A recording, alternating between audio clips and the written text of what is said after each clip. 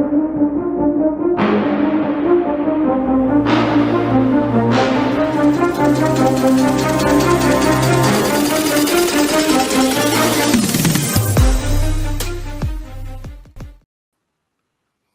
everybody, back to another episode of Wire2Wire Sports Podcast. I'm the NFL genius, Gene Walzek, and in the upper left corner, we got Kent State's own, Cleveland's own, College Cottrell.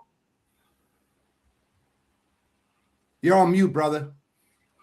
We can't hear you. I was saying it's good to hear you say that again. Now that we got a show, we're talking about some college basketball. I feel like that's getting me back into it. You know, March Madness is right around the corner. I'm pumped. My guy, I was waiting for the opportunity. I wasn't gonna withhold it forever. Although we never ever gave the final results for Bowl Mania, I was never truly given my flowers. That's okay. I don't recall.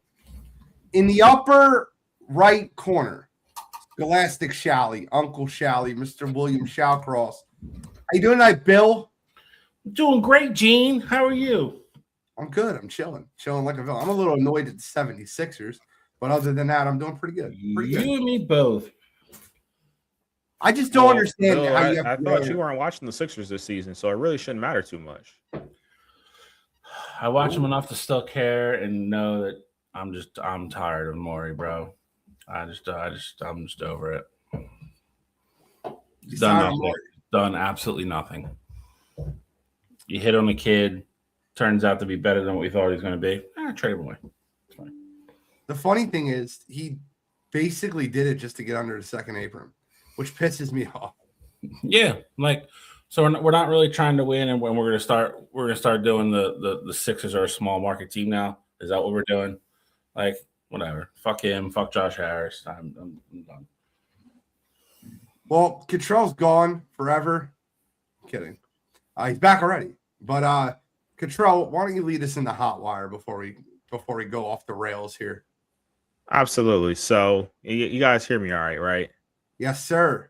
All right, perfect. So we will go ahead and get right into it, and let's just rip the Band-Aid off. The NBA trade deadline is here. We've had a ton of moves that have happened already, you know, before the madness really officially ends tomorrow. You've had Anthony Davis traded from the Dallas Mavericks over to the Washington Wizards. You've had Jared McCain traded from the Philadelphia 76ers over to Oklahoma City Thunder. You've had James Harden traded from the LA Clippers over to the Cleveland Cavaliers for Darius Garland. And the biggest domino is still remain to fall at this time. Giannis Antetokounmpo, his name has been thrown around in all these rumors. He wants out of Milwaukee. They want to trade him. So we're just waiting to ultimately see if anyone can get the packages, you know, for his services here. But so far throughout this deadline here, what do you guys think is the biggest move so far? And are there any moves that I'm sure you guys are going to get into the Philadelphia move there, but any moves that have kind of surprised you or seemingly come out of nowhere? Yeah, Chow. I mean, I didn't see McCain get a trade for the Sixers. I thought they'd have been pretty quiet. I think he's a kid that, you know, showed that he could play, and, you know, I think still has even more promise and untapped potential. And for all intents and purposes, like Gene mentioned in the intro, it looks like we traded him just to save some money. For a kid, like I said, that I think you kind of stole in the draft, and you kind of hit on a draft pick. So to trade him away for money and start acting like a small market team, I think that's kind of bullshit. I don't think that's the right message to be sending to the fan base. But I thought the Jaren Jackson one was interesting. I know there's been a lot of talk of obviously Memphis having to blow that up depending on what they want to do with Ja. And then send him to Utah, who, I think it's a pretty bold move for them to pair him, with what they hope Ace Bailey is going to turn into, and hopefully get marketing back next year. I said last week I don't think Giannis is going to get moved before tomorrow. but I'll probably be wrong. But the Harden one, whatever. I think that one's kind of funny, if I'm being honest. It's easy just to predict that the Cavaliers will be out in the first round now. But I would say if you had asked me who are the most shocking one, I would say Jackson. I actually think the Jaren Jackson trade was terrible for Utah. I think Memphis won that trade by 1 million. And I think Memphis, what they're doing right now, well, not even just the ones. Think of it this way, right? Think of the trade package they got for Desmond Bane. Now think of the trade package they got for Jaren Jackson. Now think of the trade package you're going to get tomorrow for Ja Morant. And you're just stacking young talent. You get to play Walter Clayton Jr. at the point guard. Get him, G.G. Jackson gets to play more minutes. They just stack young talent around draft picks. I wonder what team did that. I don't remember. Oh, the Thunder did that years ago. I love the direction Memphis is headed into. Blow up that ship that you're on because that shit's terrible. That's a terrible ship to be on. And now rebuild the right way. Get rid of Ja. Get rid of Triple J. Get rid of Bane. Rebuild. The Memphis Grizzlies are doing exactly what the New Orleans Pelicans aren't. The right thing. Control? I didn't know if you were going to have more on any other teams or anything like that. But, I mean, for me, it was very confusing because if you're Utah, what direction are you ultimately going? Are you saying that you want to pair Jaren Jackson and play him at the 4 and play him alongside Lauri Markkanen and Walker Kessler? I mean, I think it's nice to have talented bigs, but at the same time, all three of those guys cannot be on the court. But those are your three best players on 3 of your 4 best players on the roster. Keontae George has been playing incredible this season, so I won't shortchange him. But to me, I think that's a move that just doesn't make much sense unless you're ultimately looking to move either Kessler or Markkanen. Jaren Jackson is definitely a really good player. Don't get me wrong, but at the same time, you have to look at what you gave up for him. I believe it was 3 first-round picks included in getting rid of, Walter Clayton as well there and, a couple other players as well. So I just don't understand it from Utah side of things. I'm with you from Memphis. From Memphis' side, you absolutely have to blow it up. Ja is not the cornerstone that you kind of thought he was going to be at least a couple years ago.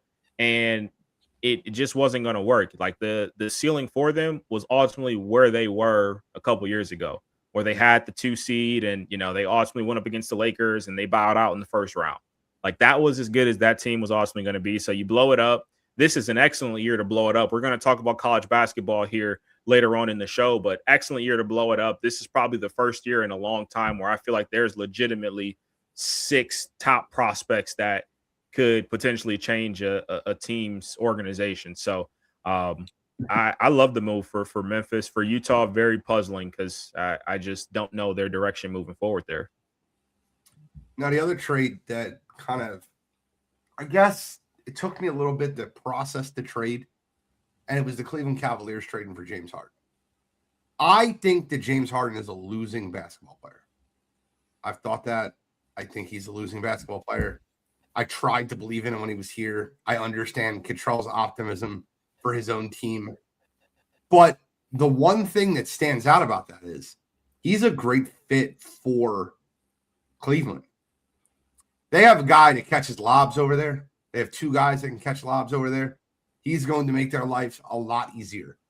He's also going to be able to play point guard and take the ball out of Donovan Mitchell's hands a little bit to give him some rest. And then when Dennis Schroeder comes in to run the offense, he can easily slip into the 2. You also can't double Donovan Mitchell when James Harden's on the court because Harden will either A, knock down the open shot, or B, find the open player quickly. So I agree that he's a losing basketball player. I do not think the Cleveland Cavaliers will win anything with him, but I think it makes them a better basketball team today than they were yesterday. Darius Garland can't stay on the court. He's never there. I understand he's 10 years younger. It doesn't matter. He's never on the court. So in that situation, I understand what Cleveland's doing. And apparently Donovan Mitchell asked for James Harden, which I think is interesting. I don't think he will be asking for him this July when the Cavaliers seek to re-sign him. I think this offseason ends pretty bad for them, but we'll see. Maybe I'm wrong. Cottrell, defend your squad. I mean, I think it was a move that ultimately had to happen. I have been clamoring for the trade of Darius Garland and Jared Allen pretty much all season. And for Darius, it's not that I don't like him as a player. I do. Like, I love his game. But at some point, we have to talk about your ability to be on the floor. And like you said, he's never out there when it matters. And this toe injury that he had last year that was lingering throughout the playoffs, that kept him out of a couple games in the series against Indiana, and ultimately has kept him out of a lot of this season so far. And he's actually out right now because of it. It's one of those things where it essentially got reported that it's going to be a pain tolerance thing for him. It's something that will never fully get better. And with that being the case, like, the Cavs championship window is right now. And you have Donovan Mitchell and you have Evan Mobley and you have, at this time, Jared Allen. Like, this is a team last year who had won 60 plus games and was the most dominant team in the Eastern Conference. And if Darius Garland is not going to be out there, then that's a team that's not even close to competing for a championship as constructed. So for me, I think by bringing in James Harden, I agree with you in the fact that I view him as a losing player. I do believe that he is bad for locker rooms, and, ultimately locker rooms get worse after he steps in the building. However, from strictly a basketball standpoint, I think it's a perfect fit. I think pairing him with Donovan Mitchell, ultimately, Donovan Mitchell been playing a lot of point guard essentially this season, where Darius Garland wasn't in, but Donovan was the one that was tasked to get Jared Allen involved in the game, was tasked to get Evan Mobley involved in the game. And now I think with James Harden, you take that responsibility away from Donovan because that's not what his natural position is. So I also think James Harden will give him the ability to get more open shots, because if James has it going, you're not going to be able to go double team Donovan Mitchell's, like you said, Gene. So I think it's a move that makes a ton of sense here. And with Donovan Mitchell's extension window coming up here soon, I think they had to make a move to have a chance in the Eastern Conference this year that is, seemingly wide open. I know the Pistons have been really good. I know the Celtics have been better than what we thought they were going to be. But if we're being honest with ourselves, the Knicks are finally catching on. If we're being honest with ourselves, though, the East is wide open this year with no clear-cut definitive favorite. So I think it's a move they had to make, and I'm here for it for now. I hear you. I'll say this: with the acquisition of Nikola Vucevic for Anthony Simons by the Boston Celtics, and if they get Jason Tatum back, I understand what they said in reports, but there's other reports that he's practicing, that he's starting to ramp up his workouts. If they get Jason Tatum back with Vucevic, Jaylen Brown, Peyton Pritchard, and Derek White, that's the clear-cut best team in the East. I don't want to hear anything else. They're the better. They're not? No, I agree with you. I was going to get to Vucevic. I think he was the steal of the whole trade deadline. It was kind of an under-the-radar type move. I think it's a great move for Boston.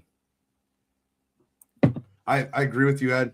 He does not play defense. I don't want to say he can't play defense because I've watched him actively play defense, but he doesn't try playing defense. He's not going to play defense. The nice thing, though, with the Cavs is that they got two guys that can protect the rim, and they also have guys that can defend the perimeter. They went out and got Keon Ellis. Max Strus will be back at some point. Like, both those guys can also defend. So you got guys that'll pick up the slack for him defensively, as long as he's – I'm not saying he has to be stellar. I'm not even saying he has to even be good. But just give minimal effort on that side. I think the other guys can pick up the slack. He does give minimal effort, though. If we're power ranking the Eastern Conference right now after the trade deadline, give me your top five. Detroit, New York, Boston, Cleveland. I don't know who that fifth team would be. I don't know if I have a 15. I mean, if you're trying really hard not to say Philadelphia, it's fine. I get it. No, but you said after the deadline. Like you guys haven't done anything. Well, does it matter? You got rid of the Knicks. Haven't done. Philadelphia then. I mean, the Philadelphia 76ers in a 7-game series healthy is the best team in the East. They're not healthy, though. They're never healthy. That's the part that no one gets. Paul George out for 25 games, which we'll get into for a minute. But Philadelphia healthy. All their entire roster healthy. They're the best team in the East. It's not close. I mean, it's on paper, yeah. Hey, that's not all I'm saying. They're not going to be healthy come playoffs. I don't. But even if you guys were healthy, though, like I'm not. Like I think the Knicks match up very well with you guys. Like I disagree completely. I know I disagree completely. You got Kitty Cat in the paint. He's soft. I dominates Cat every time they play. And I like our wings. Beat you guys in the series the last time they saw you. That was not this team. BJ Edgecombe was not on this team. Paul George did not play for that team. It's not the same team, bro. Wow. Yes, 2 years ago they beat us in a 7-game series. You're correct. Okay. Right now, I would say Pistons, Celtics, 76ers, Cavs, Knicks, with the Magic sitting sixth. And don't sleep on the Magic, because I think the Magic can go out there and absolutely, when they get Franz Wagner back, I think they can absolutely compete with anybody in the East. I think there's 6 teams that can go to the finals in the East. It's quiet as it's kept. We didn't talk about the deal really too much, but I actually like the direction that the Washington Wizards are heading in. I hate it. Okay, well, we can argue this. This is why do you hate it? Because street clothes Davis is what that's like. I really love them adding a 36-year-old that has no knees. No. That's not the point that you're missing the aspect of it. I'm saying they have the young talent right now, but then you also have Trae Young, who is, I mean, let's be honest, Trae Young is a star. Doesn't play defense. Yeah. That's fine. You got Anthony Davis there who does play defense. Never on the court. I mean, we're talking about the 76ers here with a bunch of guys never on the court. And you're telling me that they're the best team in the East. So no, I said if they're healthy, they're not the best team in the East. I put them third, number one. I'm just saying Washington's in a spot right now where Anthony Davis is going to miss probably the rest of the year. Like, there's no rush to get him back. Trae Young's probably not going to play. I like the young talent that they have, though. You have Alex Sarr, you have Keyshawn George, you have Bub Carrington, and you're probably going to have a top 5 pick in the upcoming lottery. I'm just saying with that core group of guys, and you just add in Trae Young and Anthony Davis to that roster for next season, they're going to be a team that's going to be competitive, a lot more competitive that we've seen from Washington in the last probably 8 years. I guess. I don't like the direction you're headed in. I think they put themselves in a deeper hole. I think you added 2 losing pieces to an organization that's used to losing.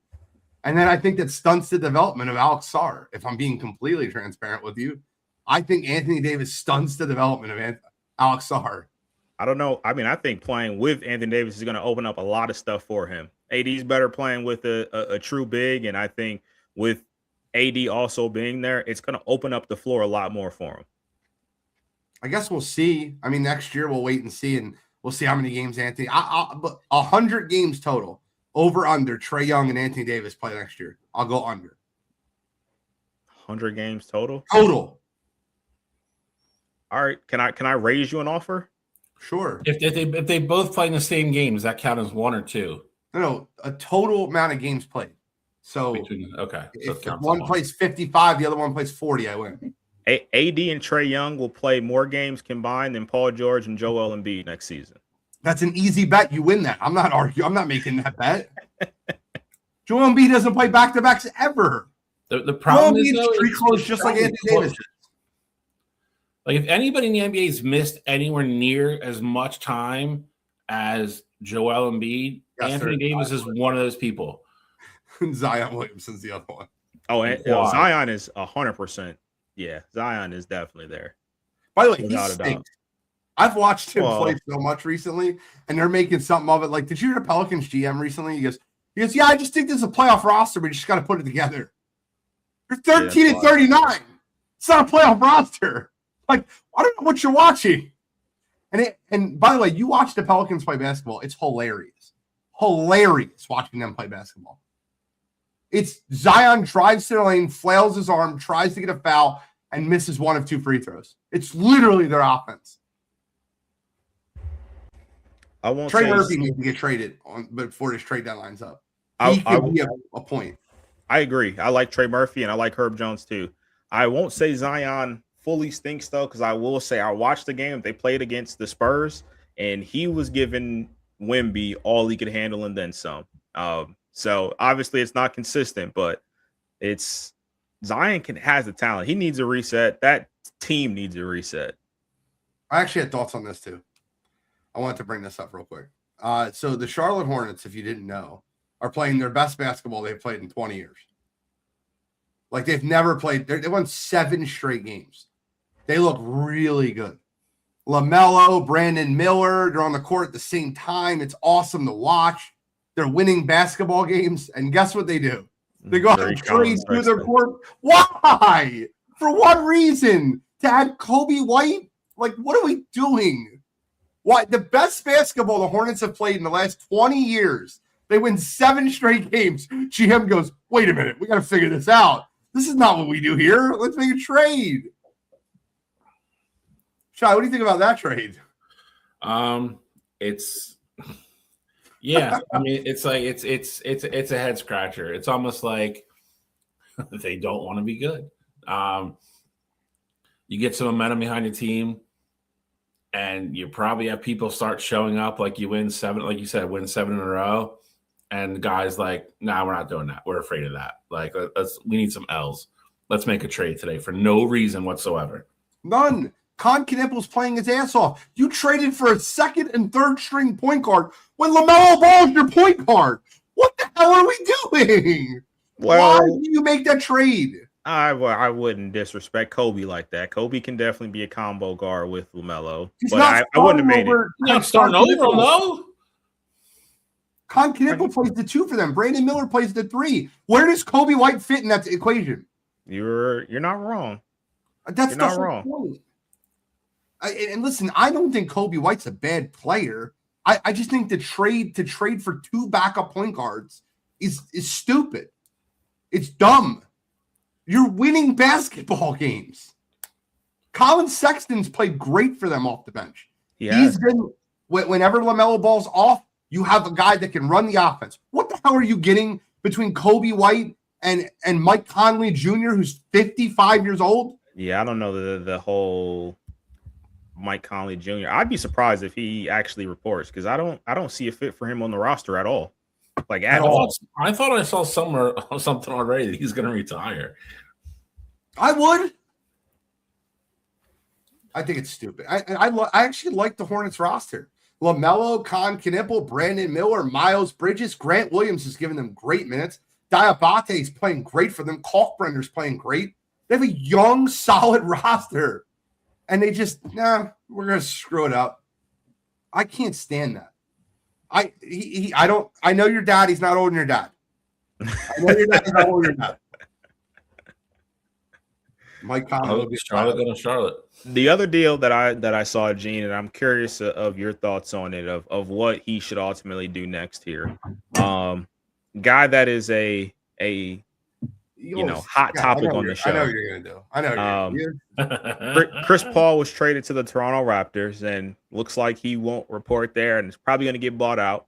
They asked him not to report, by the way. Do you think that, or I shouldn't say, do you think? Where do you think his next destination should be? Los Angeles Lakers. Los Angeles Lakers. He can play backup point guard. He can play combo with Luka. He can absolutely be a floor general for that team. They need it. He's friends with LeBron. He can play 14, 15 minutes a night and be fine with it. It's absolutely the Los Angeles Lakers. And he lives in LA. It's absolutely the Los Angeles Lakers. Just curious on your thoughts on it. That's all. Wasn't going to go anywhere crazy. I think another interesting spot for him to land would be, if you're not paying him anything, would be the New York Knicks and be the backup to Jalen Brunson, to be the second string guy that gets OG and Mikal Bridges, because Deuce McBride isn't it. He's a shooter. He's not a point guard. So that would be my second option, would be New York. I can see that. I'm just curious if last year just went so well for him. I don't understand. I would have been begging the Spurs to bring me back. Like, I get it. They're pretty loaded in the backcourt there with, you got Harper and Castle and obviously Fox, but like I would have been like, look, last year I was an incredible piece for you guys. Like I could run the second unit if need be. But they don't need him to run the second unit. They have 3 guys who can run the second unit. I know, but I'm just saying, like, it wasn't like he was. If anything, it's like, all right, we bring in a vet in the locker room. Luxury of depth, Cottrell. That team has a luxury of depth. You have Darren Fox, Stephon Castle, and Dylan Harper. Like, that's a luxury of depth. Absolutely. The other one that I just thought about just came to my head here. What? I don't know why I didn't think about this earlier. The Houston Rockets. The Houston Rockets need a point guard like so bad, like nobody's business. If they don't find a way to make a deal at the deadline here, I don't know what the relationship with CP3 and KD is. Like, I don't know if they have a relationship or not, but that would be something that would make a ton of sense to me too. That's what Kyle Edwards just put in the chat. They need a point guard too, because Jalen Suggs and Anthony Black are not the point guards we thought they were. Orlando is what he said. Houston absolutely needs a point guard. And by the way, they figured out how to defend Houston now. They don't even stick Amen Thompson. You watched a Rockets game recently, Cottrell? You can't shoot. They let him free to free throw line. Get shoot 2-pointers all day. They don't even defend him. Ben Simmons, baby. He's worse. Legitimately, he's been. Oh, it's insane. But the difference between the two, though, he has the confidence. So, like, you leave him open, he is shooting it. He will dribble, pull up, and he will shoot it. So, well, he will. You're not wrong. All right. Well, let's move on. We got 2 more topics in Hotwire. All right, sounds good. So, sticking with basketball here, definitely wanted to add him in here, especially with your guys' links to Philadelphia and just where the Sixers were at this point in the season. Paul George had ultimately been suspended for 25 games for testing positive for a banned substance that he credits to his mental health medicine. I'm going to be really sensitive for this. I'm sorry. Go ahead. What are your guys' thoughts on the situation here? How does it impact the Sixers for the rest of the time frame that he is out? And it sounds like you have some thoughts on his reasoning for the suspension. I'm going to be really insensitive here. Shad, do you want to go first? Because I'm going to say. No, you can go. You're probably going to say everything I want to say. I'm going to say it. I'm going to say what's outside the room. I'm so sick of guys getting popped for PEDs and saying they were taking them. They didn't know what they were taking for mental health. Stop it. Stop begging for sympathy. I don't want to hear it.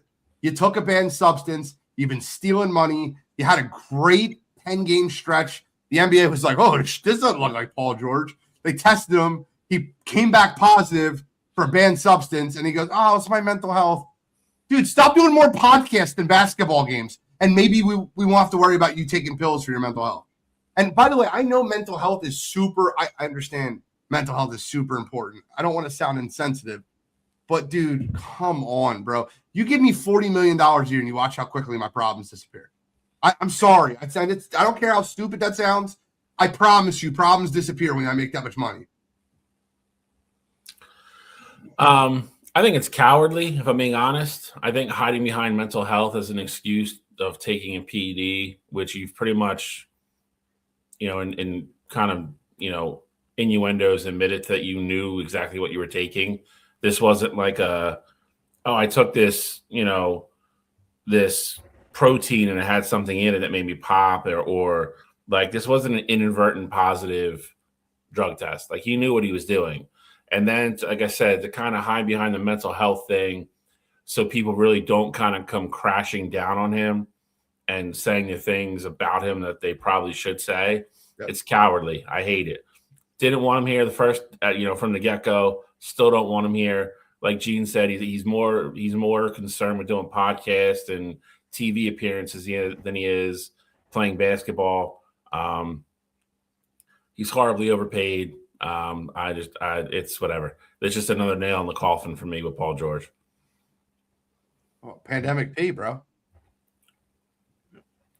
Tell me you disagree, Cottrell. I'll say this. I think Paul George is one of the athletes that has there's two sides, so hear me out while I'm saying everything I say. Paul George has been one of the basketball players that has been very open about like mental health and being a advocate for it. I know him, DeMar DeRozan, Kevin Love, like all three of those guys have been very adamant about mental health being important, which it is. With that said, though, Paul George has been in the league now, 14 years, maybe, or close to it, maybe 12 years, 13 years, like somewhere around there. And for this to not be a problem until right now, where, I think we start to have questions about how good Paul George is at this point. You guys are already openly talking about how he's stealing money from the organization from not performing well. And this is the time where ultimately gets popped for these mental health medicine. I don't know if I'm buying it. So I think that, is there a chance? Sure, I guess. But the timing of everything happening, like you said, Gene, it's no coincidence to me that all of a sudden he's playing well. He's getting back to looking like Paul George. The Sixers are playing well. And then ultimately this comes out. So I think if anything, this would be like the worst coincidence of all time if it were to be. So I'm not necessarily buying it, but you mentioned DeRozan and Kevin Love. Like Kevin Love has been open from the get-go about like his anxiety issues with playing in front of people and like how crippling it was at times. DeRozan's talked about mental health and being away from his family. Like the difference is those two guys didn't go take PEDs to cope with it. Like you can't like I can't get arrested and the cops be like, oh, like why are you doing cocaine? And be like, oh, mental health. Like you can't say that. Like that's not an excuse. Like there's a million things you could do to make yourself feel better, but if they're illegal, they're illegal. Like and again, like this wasn't hard to figure out. Like you mentioned the coincidence. Like I started seeing tweets about it a couple weeks ago, and it was like Paul George, like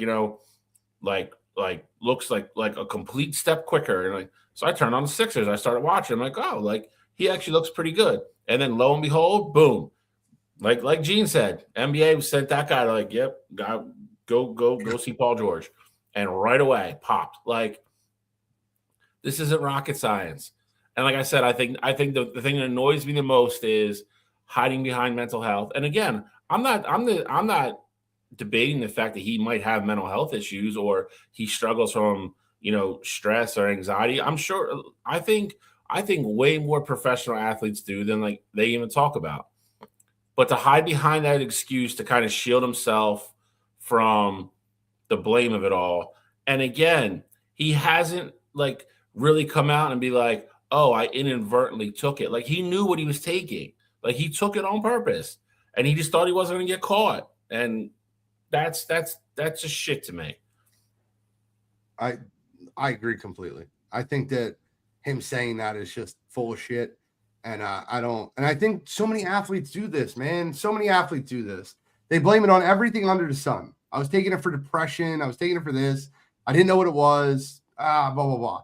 When was the last time you heard an athlete come out and be like, yeah, I tried. I got caught. I shouldn't take PEDs. I was recovering from injury and I was trying to use them to recover quicker. The last time I heard that shit was Alex Rodriguez. It's the one thing I respect about him is at least. But even still, though, like if that's the case and you're trying to, bro, if he said that, I have no respect for him, Kittrell. No, for sure. I'm saying like it would almost be impossible to just. I shouldn't say impossible because obviously A-Rod did it, but like even if he came out and said like, hey, I hadn't been feeling great, like I was taking this medication, I didn't fully know what was in it or whatever the case may be. I think that would even be better than throwing the mental health aspect side of it, because I feel like you it's like one of those trigger words, right? Like you throw mental health out there and it's like, ooh, like we're gonna stay away from that. Like we're not gonna dive too deep into it. We don't want to say too much about it. We don't want to be insensitive. We don't want to get canceled kind of thing. But on the flip side of it, it's like cancel me. I don't give a shit. By the way, what this reminds me of, Kittrell? It reminds me of the Tiger Woods thing when he got caught cheating on his wife, and then he said, "I'm a sex addict. I need to go to recovery." Great. That's a great comparison. It's a great comparison. I need recovery. Yeah, and you find out he's a girlfriend in 30 of the 50 states, and you're like, all right, maybe it's not what it was. Maybe need a little bit more than recovery. Yeah, and it's true because, but again, like Gene brought up a great point. Like it takes away from the people who actually are like really struggling with it. Like Kevin Love is like people have like corroborated stories like where Kevin Love's had panic attacks to the point where like he would literally go in the locker room and like hide in a closet because it was dark and quiet and like he couldn't even make himself go on the court. Like DeRozan's chronicled his stuff, and like there's been other guys as well. You know, LeBron's even touched on before about like the stress of a season and like, you know, how like quick you can, you know, kind of go down a dark hole and like almost like turn on yourself. And then for this guy to be like, you know what, give me some juice. I'm gonna go start dunking on people again, and then think nobody's gonna notice when the guy really hasn't played basketball in 2 years, and all of a sudden, you know, he looks like 24-year-old Paul George, and then be like, oh damn, well, you know, mental health. Don't yell at me. Like that's it. It's just bullshit. It's just awful. Like for all the people that really struggle with it. And again, like I think Gene touched on it. Like, yeah, give me $40 million and like all my problems are going to go away. It's true, but to that point, I think being a professional athlete is a lot harder than I think all of us realize. But when you have people that do this, it ruins it for all the people that are legit struggling with it. And that sucks for me. So that's the thing, though. It's like, I think Paul George was struggling with it. Because like I said, like he has been open. I know for a fact he's been open about making donations to like better health. I remember during the bubble, like he was specifically talking about like how much anxiety he had about just playing basketball and how much like, you know, his mental health was really affected there. But like this takes away so much from that because now I don't view it the same. You know what I mean? Like it almost felt like now you're looking at everything and it's like, all right, well, he's saying that back then. So like people had more sympathy for him because at that point we were calling him, you know, Pandemic P, or, you know, now he's Podcast P, and we're adding all these fun nicknames to, you know, Playoff P, but he's not actually performing in the playoffs. Like, so now it feels like, all right, well, did we give you sympathy back then for no reason if you're just going to lie about the mental health then? Like, you know what I mean? Oh, PEDP.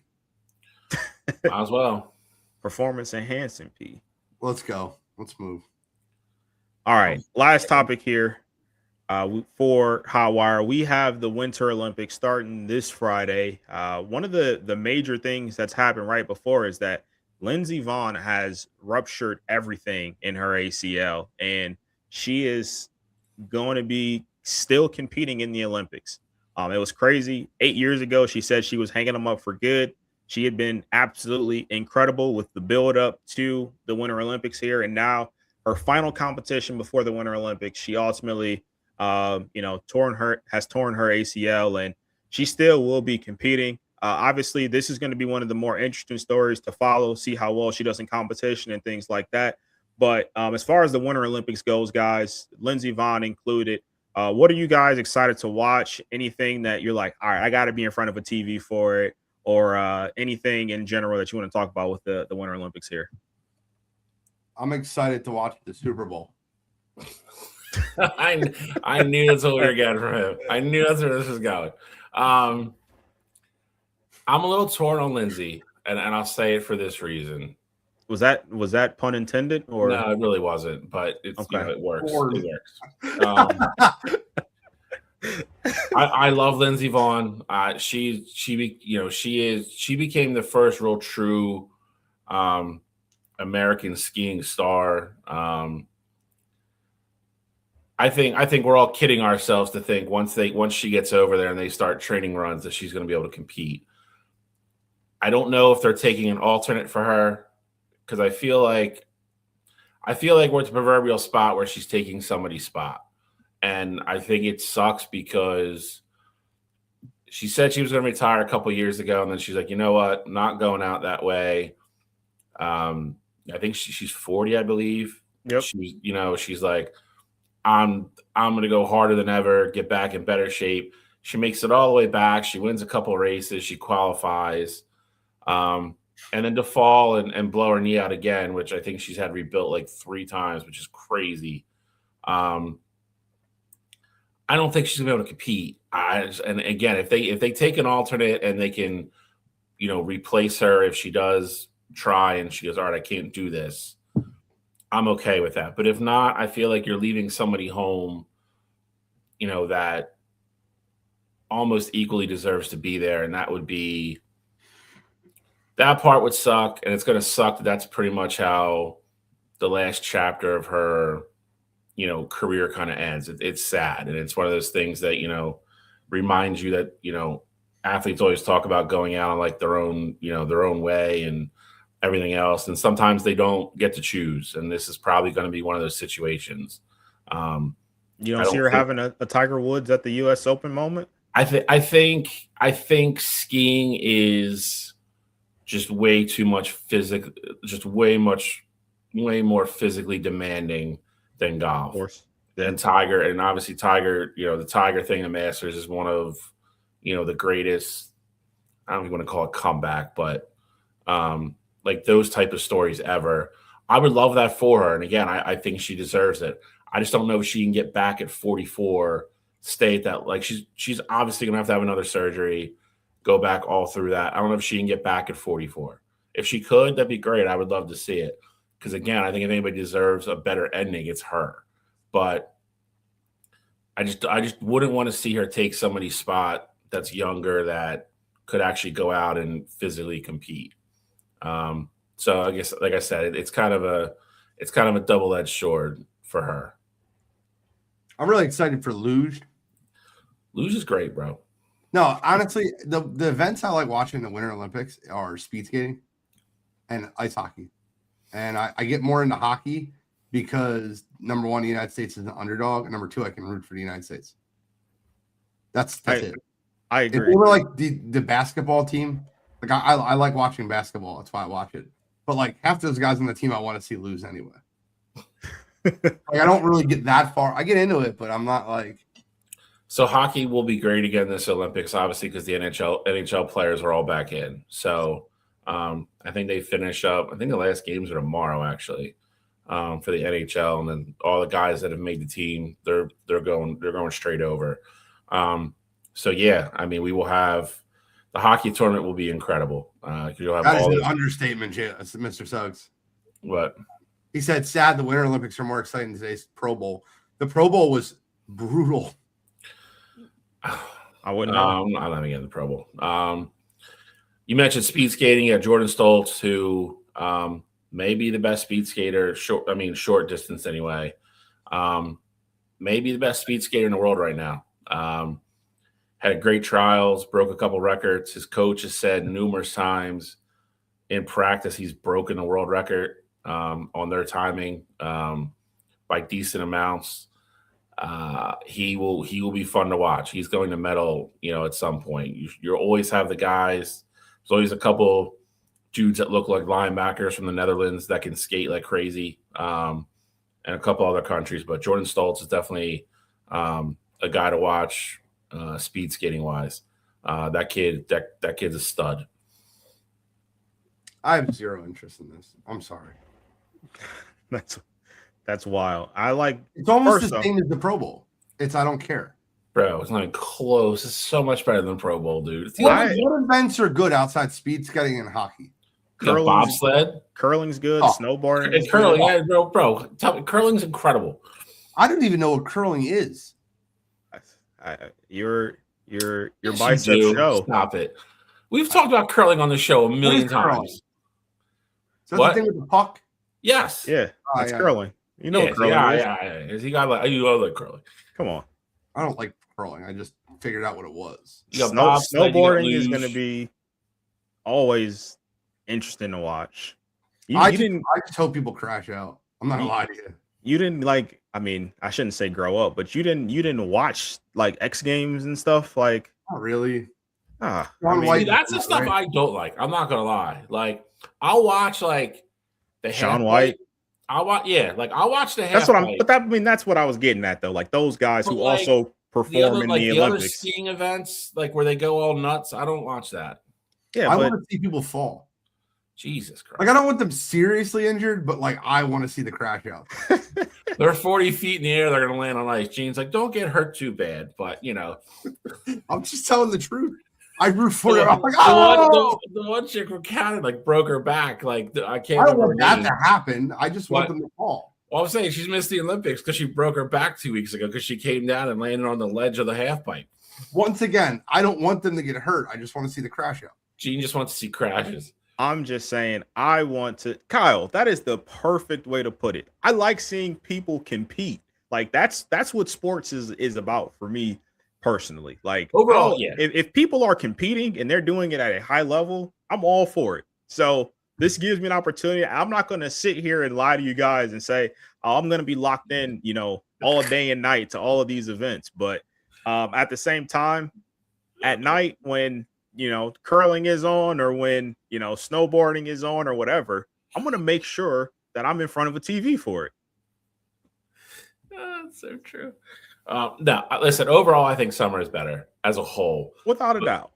But there's parts of the winter that are great. Like you said, I can watch curling forever, and it's great that we've gotten good at it the last two Olympics.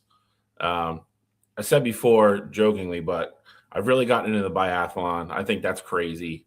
That's when they got to ski for like 2 miles and then like lay down with the rifles and shoot these little like miniature targets and then get back up and ski 15 more miles.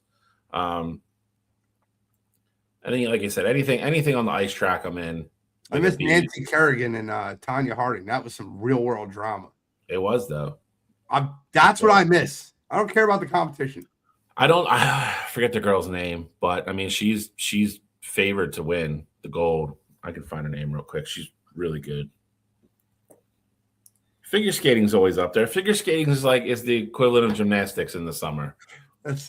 Everybody gets behind them. I wouldn't do this, but I do laugh at it.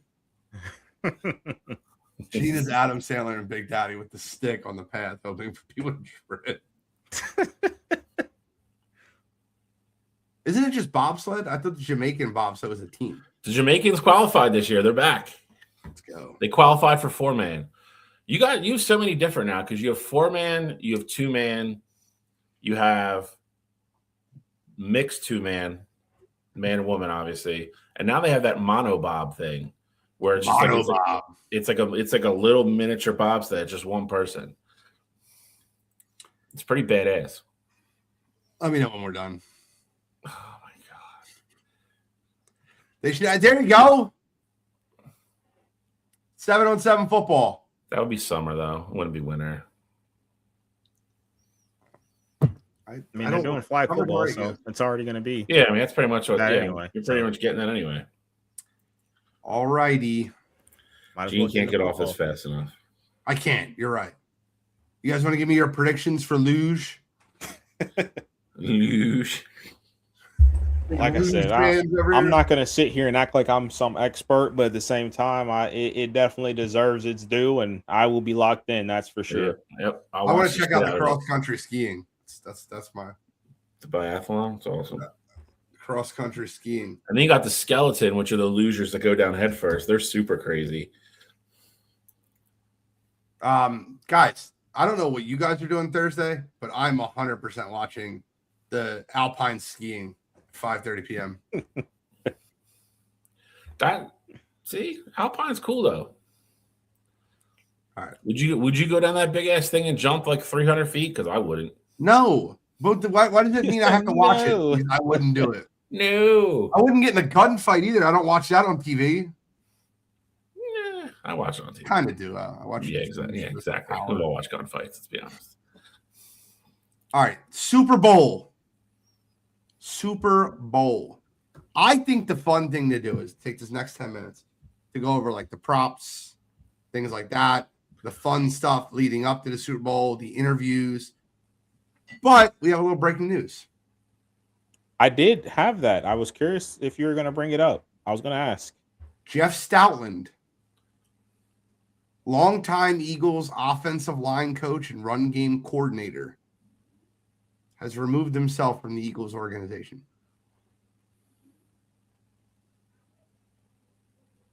You know, it's funny.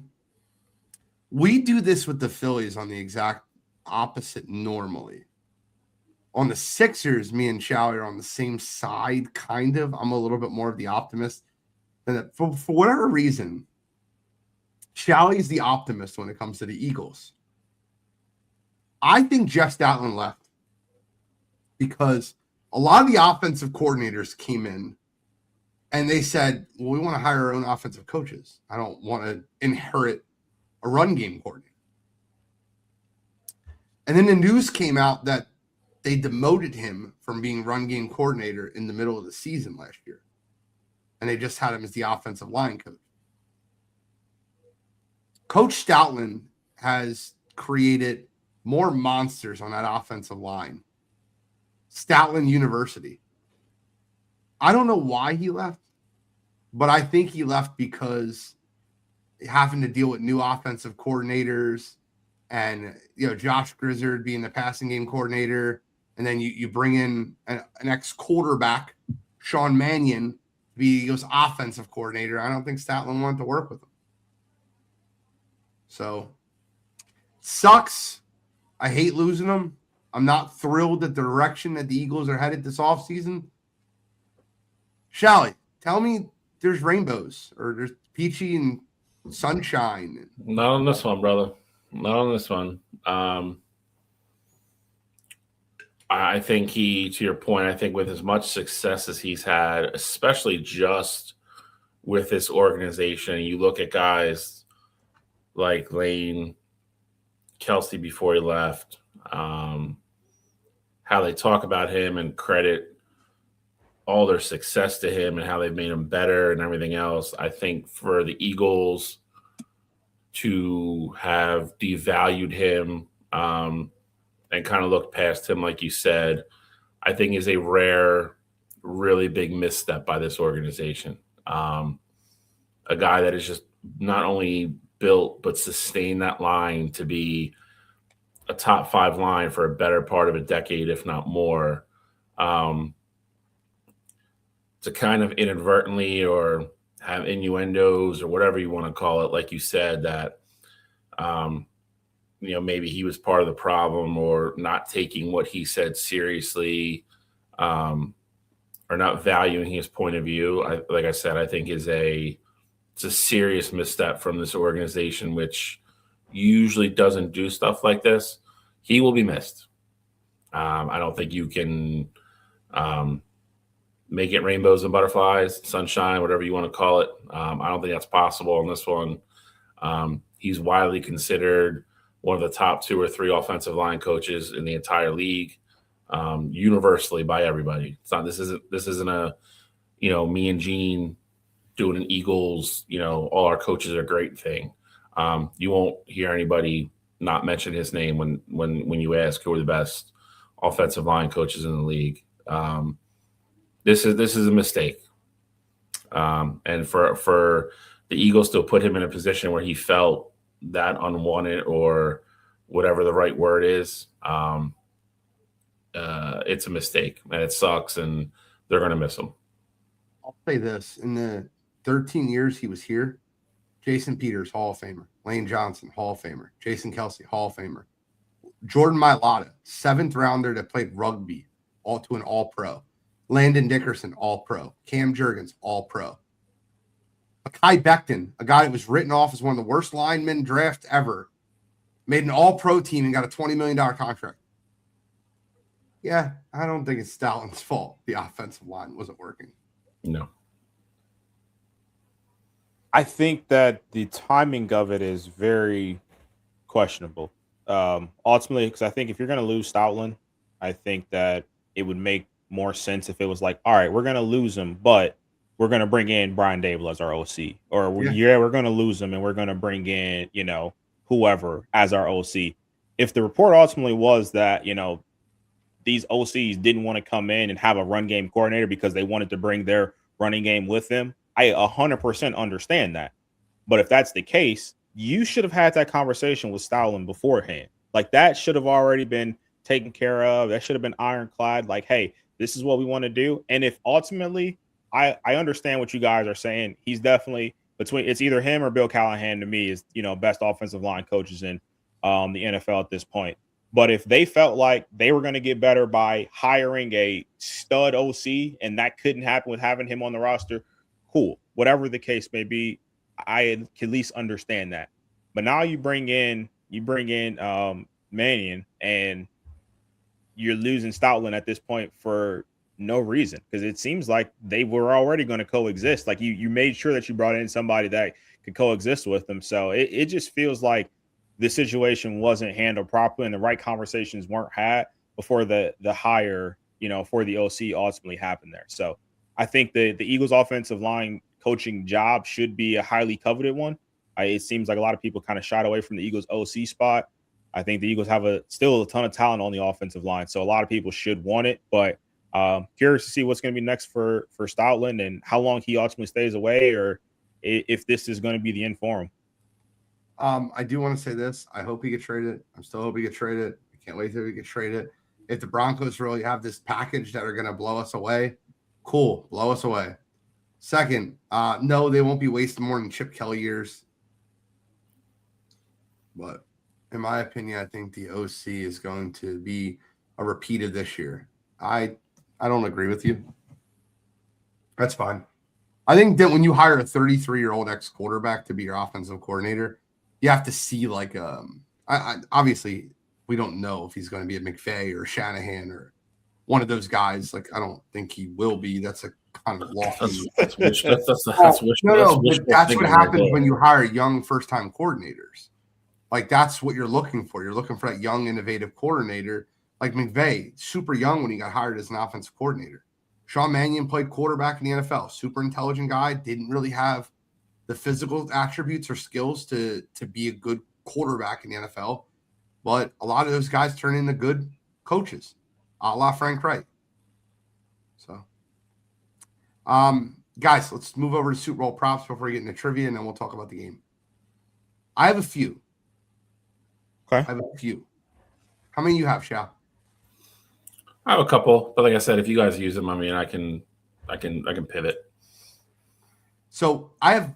Do you want to do fun or do you want to do realistic? Control. It doesn't matter. I got one fun one. The rest of mine are going to be towards the game itself. Okay. I got one fun one too. I always have this fun one though. Oh, absolutely. It is a staple here on Wire to Wire. You're talking about the Gatorade color, right? Absolutely. Let's go. I know the Gatorade color, and it's great odds, and you should choose it right now. I got the longest odds. Oh, really? For the Gatorade color. None? No. Red? Red. I got red too. Yeah, I'm with you. I think the Patriots win in red. See, I don't have the Patriots winning, but I got red. I have. What odds did you see? Plus 1,200. Okay, I saw plus 1,400, so I'm with you. Long odds. I'm there. Red, baby. Bill, did you have a Gatorade color? Going great. You got purple. Okay. Purple, nurple. Purple's a long shot too. It's like 7 to 750. But favorites are orange, yellow, green, and blue. Here's a real one. Player to record the most rushing yards in the game. Plus 500. Give me Drake, May. To record the most rushing yards in the game. Both teams have incredibly good run defenses. Ramondre Stevenson, Kenneth Walker are both going to get the heavy dosage of yards. Drake May as a quarterback runs very well. He's had the most rushing yards in 2 of his 3 games, so I will take Drake May. Well, I will kind of go right off of that because I also think we're going to see more rushing yards from Drake May, and I think that is going to lead to less rushing yards from a Ramondre Stevenson. So give me the under for Ramondre Stevenson at 49.5. I 100% think this is going to be a rushing by committee where you get May, you get Henderson. Obviously, Ramondre gets there as well, but I think you're going to have to get away from your traditional rush and attack to have success against this Seahawks front. Shall? I'm going to switch gears from the players and go to first half total, which is 23.5. I love the under. Again, we both mentioned, you guys both did, great defenses, great run defenses from both squads, which a lot of coaches like to come out, try to establish, kind of, get your foot in the game and kind of, settle down. I think this is a lower scoring game in the first half. I think I'll take a couple drives for each team to really get going. 23.5 is the total. I like the under. I think it's something probably like 10-7, maybe 13-7 at half. I don't think it's a crazy offensive first half. Well, that plays into one of my props. Neither team to score a point on their first drive. It's at plus 155. I don't know how that's plus money. The Patriots have not scored a point on their first drive in either of their 3 playoff games, where the Seahawks have scored a point on their first drive in 2 of their 3. Or 2 of their only 2. Sorry, they didn't play 3. But I'll go with no points scored first drive, either team, at plus 155. All right. Defense seems to be the story of these prop bets so far, and I'll stick with it. Both teams to record an interception is at plus 180.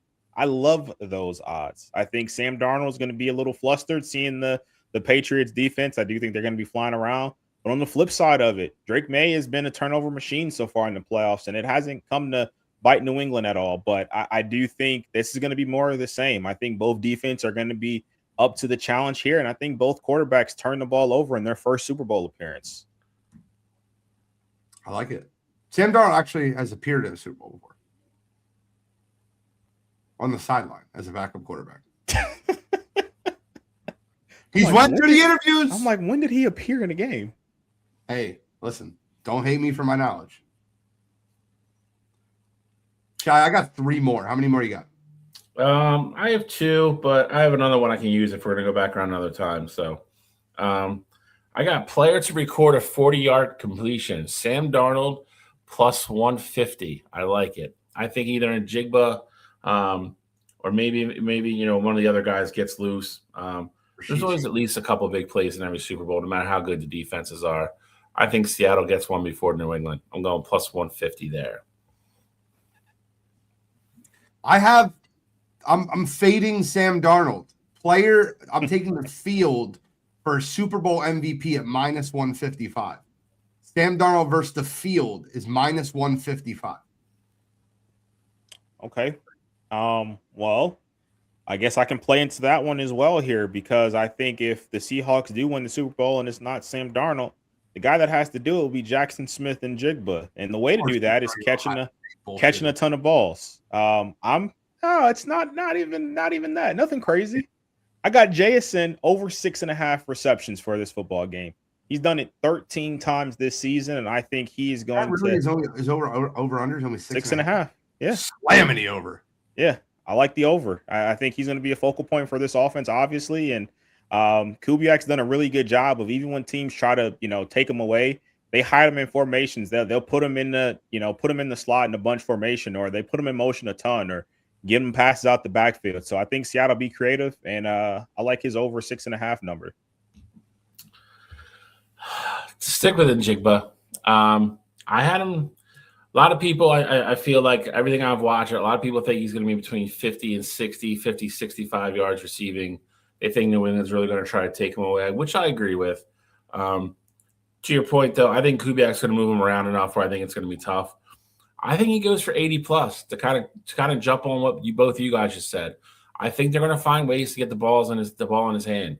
I don't think he goes nuts for 150 or anything like that. But I think he goes for 80. I think he goes for 80 yards plus in the game total, right around even money right now. I really like that for Seattle as well. It's probably my favorite one. My favorite one of them all.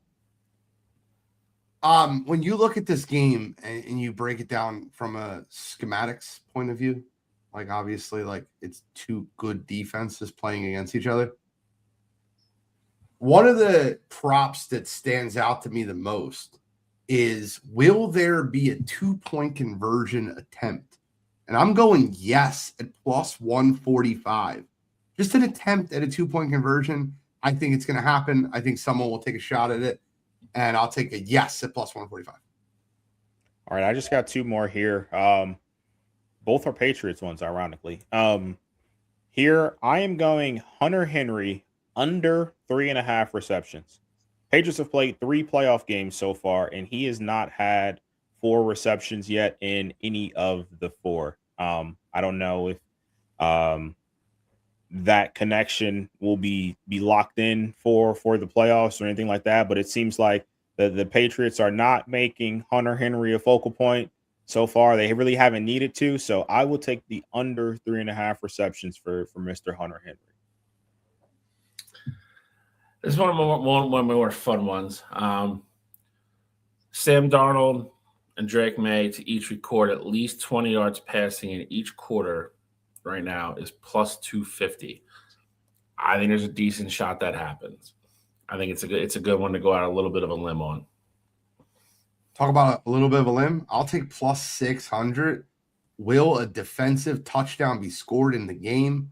I'm going to go yes. Oh. All right. This is on you because that was my last one. So this is my last one here. And funny enough, I've taken it the last 2 Super Bowls, and they've both hit. You take the backup running back's yards. Give me Travion Henderson over 2.5 receiving yards. This is my Ohio State connection all over again. This is the one Ohio State connection. But last year, Kenneth Gainwell got me it. Kenneth Gainwell, I think he's got me it twice since we've done the show. But Travion Henderson, 2.5 receiving yards. I think there'd be an insane reason not to at least get him a screen pass or just a check down, something. 2.5 yards should be a gimme for Travion Henderson in the receiving game. I'm putting it all on tails this year, John. All on tails. Bet your mortgage on tails? Listen, I've checked the head officials' flipping ability. I'm kidding. He's got a 78% tails flip rate. He's just his flip rate is 48% heads and 52% tails. I like those odds. All right, I'm kidding. Trivia. Is anyone prepared for that? I am. All right. Shally, ready to rock and roll? Hopefully it's Super Bowl trivia. Comment, guys, you can feel free to type all your answers in the comments. I'm officially turning them off now. And I'm ready to rock and roll. Let me close that out, and we are good. All right. So let me do this. Get this back up here. I had it ready to go.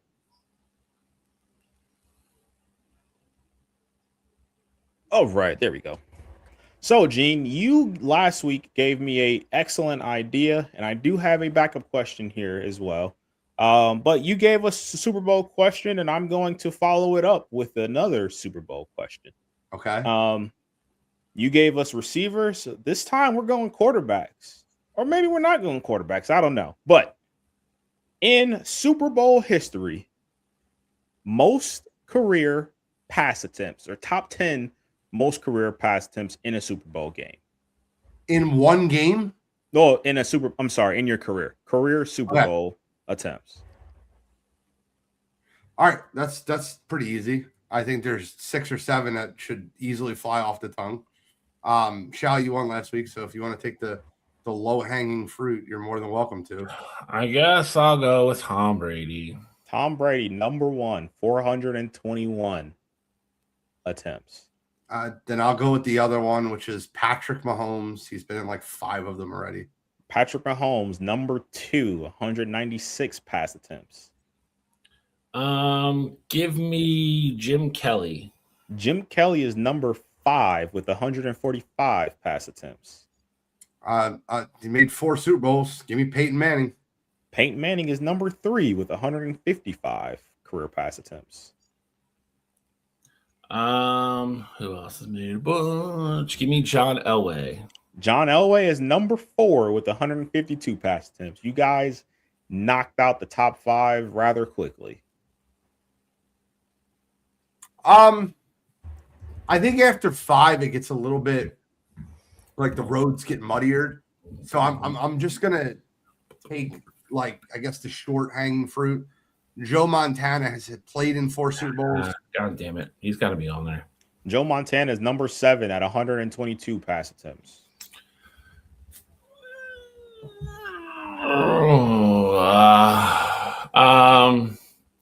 They ran the ball a lot, but they went to a lot of Super Bowls. I'll go with Aikman.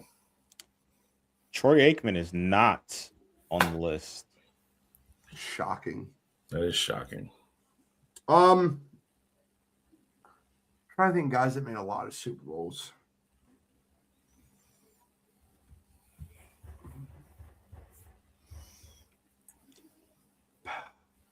I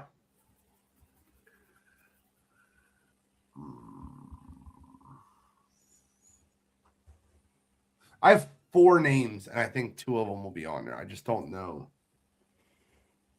All right. Give me one. They didn't throw the ball in the 70s.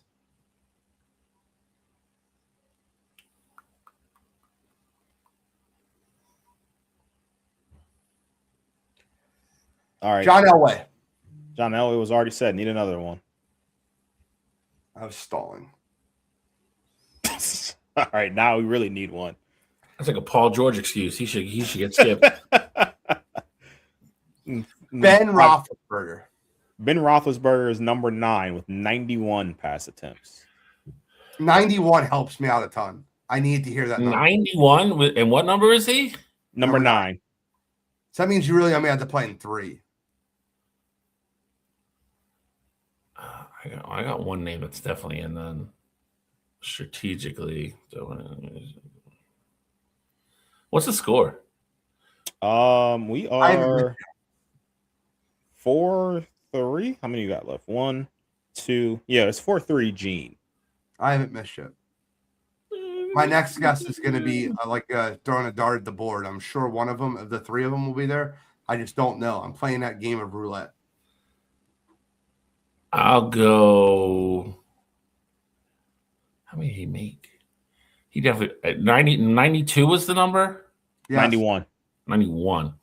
All right, I'm going Kurt Warner. Kurt Warner, number 6 with 132 pass attempts. He played in 4, right? 3. Oh, 3. Oh no, did he get there in Arizona? Arizona, he got there. Yeah, that's right. He wasn't one of my 3 names. I don't want to give one away because I feel like the other one's going to be there. Oh. I have 2 70s quarterbacks and a 90s quarterback. I just want to let everybody know where I'm at. I have one old guy and one new guy. I just want to let everybody know. The new guys on the list, I'm actually going to kind of be disgusted. Whoa. But I don't know what happened there. That was weird. I don't know. My computer's been crazy. Give me. Oh, he doesn't throw the ball, but 90's low. Terry Bradshaw. Terry Bradshaw is not in the top 10. Fuck. They made it to a ton of Super Bowls, bro. Like 5. Yeah, that's crazy. Even in 5 Super Bowls, he's thrown 90 times. The football. guy's like, "Oh, I'm one of the greatest quarterbacks ever." Shut the fuck up. How many we missed it? 2. Okay. Number 8, number 10. That really hurts my other old one. Because I feel like he's even older. I feel like the football even less. I'm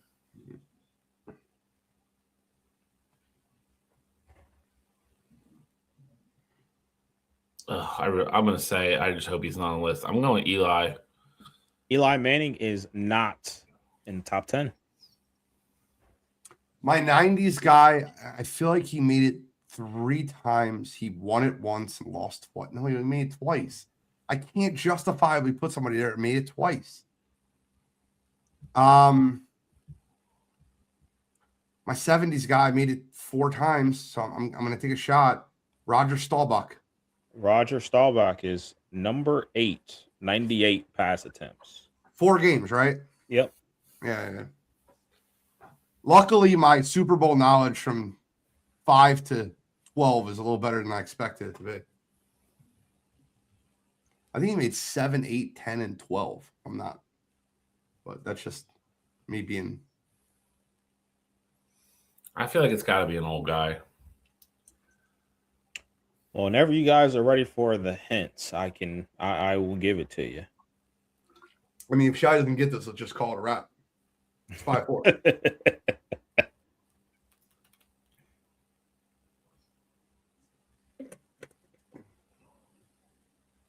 I don't know who my next guest was. The last one, number 10? Correct. Okay, so that one, I guess. Can you tell us how low? Never mind. Because, like, that could be 2 games. Like, it could be a drop-off from 9 to 10. I don't know. I mean, it's the beginning of the round. Can we have the number? Yeah. You guys want the number of pass attempts? Yeah, I'll take the pass step number. I'm going to go with that. 89. It's 3 games then. That's 3 games. There's no way. Unless it's like a modern-day guy that made it, like, and threw. There's nobody that made it numerous times, though. That'd be two games of 45 attempts or more. Crazy. Yeah. That's why I think it's got to be. All I did was I just thought about how many times quarterbacks went to the Super Bowl. That was my only logic. Staubach made me think a little bit. He just went 4 times. That's literally like just the odds. I played the odds. I just don't know how many times he went. I know he went a bunch, but I know he was also one of the older guys that kind of started throwing the ball more than other guys. I mean, Minnesota. Oh, man. If you're thinking of who I'm thinking of, I think he made it 3 times.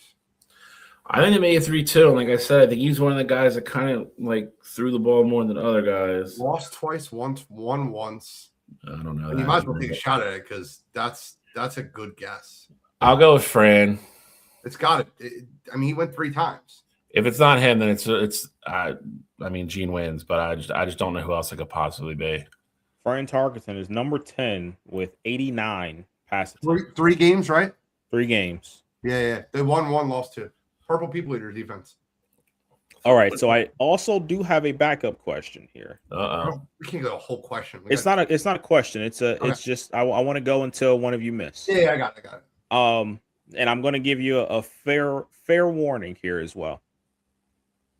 I have the top 10, same category here, Super Bowls. It's career passer rating. Now, with that said, I'm going to eliminate 2 because there are only 2 players that were in the top 10 of career pass attempts that are also in this category, and that is Joe Montana and Tom Brady. So just that makes sense. Passer rating, and this is a minimum of 40 attempts. So somebody, whoa. So it's not just the one player threw 1 touchdown and they had a high passer rating. No, but 40 minimum of 40 attempts. But that means almost 2 games, though. I had the backup question. I knew it'd be a little bit tougher. Right, I don't know. Whoever got to go back is that how it goes?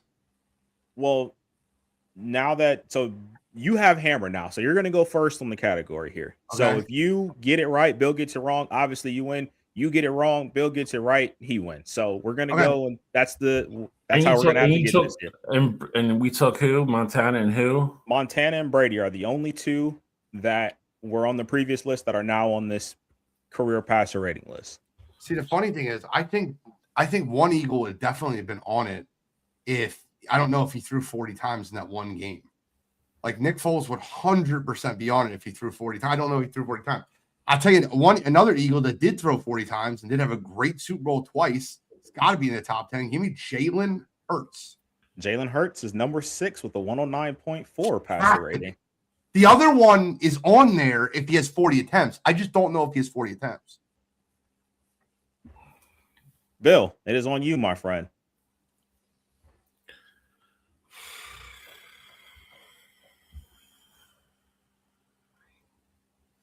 I don't know if I can risk that. It's not going to be Elway because he had 3 awful Super Bowls before he had 2 good ones. Kelly didn't have great ones. You're kind of leaning it.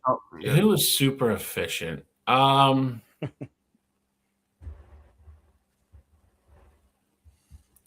attempts.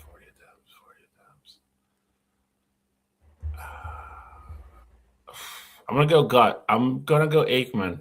That was one of them, a great guess. Troy Aikman, number 5, 111.9 passer rating. It's a great guess. He won 3 Super Bowls like in a row. He can't have a bad rating. This guy made it. Oh, all right. They scored 41 points. It's hard for me to believe he didn't throw the ball 40 times. They couldn't run the ball. Nick Foles. Nick Foles is number 7, 106.1. How many attempts? I don't know how many attempts he had. Okay. But he is on the list here.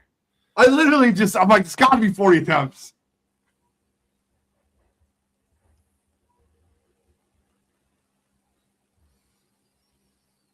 I'd say another guy, if he didn't skunk last year, I think he had a quarterback rating of 4. What? He had 44 pass attempts, Gene, for what it's worth. Nick 44? Foles had 44. Go Birds! You kid? I'm just kidding. Bill, it is on you, my friend, to stay alive. I'm going to go. He only made one. I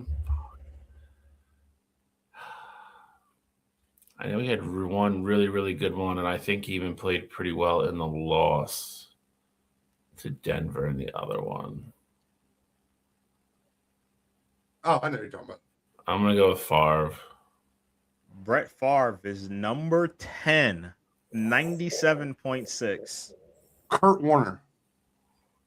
Kurt Warner is not in the top 10 here. How? How is Brett Favre on that list and Kurt Warner's not?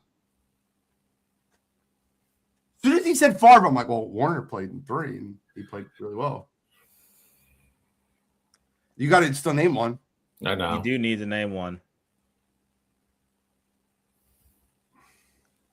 Gene, actually, now that we're here, Gene,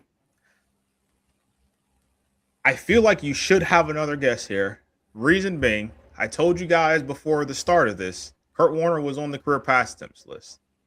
There's only 2 guys, and they were Montana and Brady. Okay. So what does that mean? You guessed Warner, and I told you he wasn't on the list. I mean, told you that was the prerequisite leading if into. I didn't listen, that's my mistake. I don't want another attempt. That's cheating. That's cheating. I'm good. I'll live with my L. I'm an adult. He still has to name one.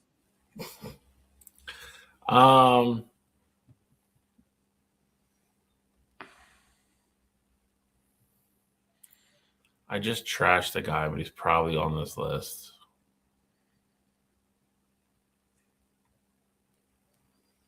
They went to 5. He would have to throw the ball 8 times a game to get there. I'm sure he did that.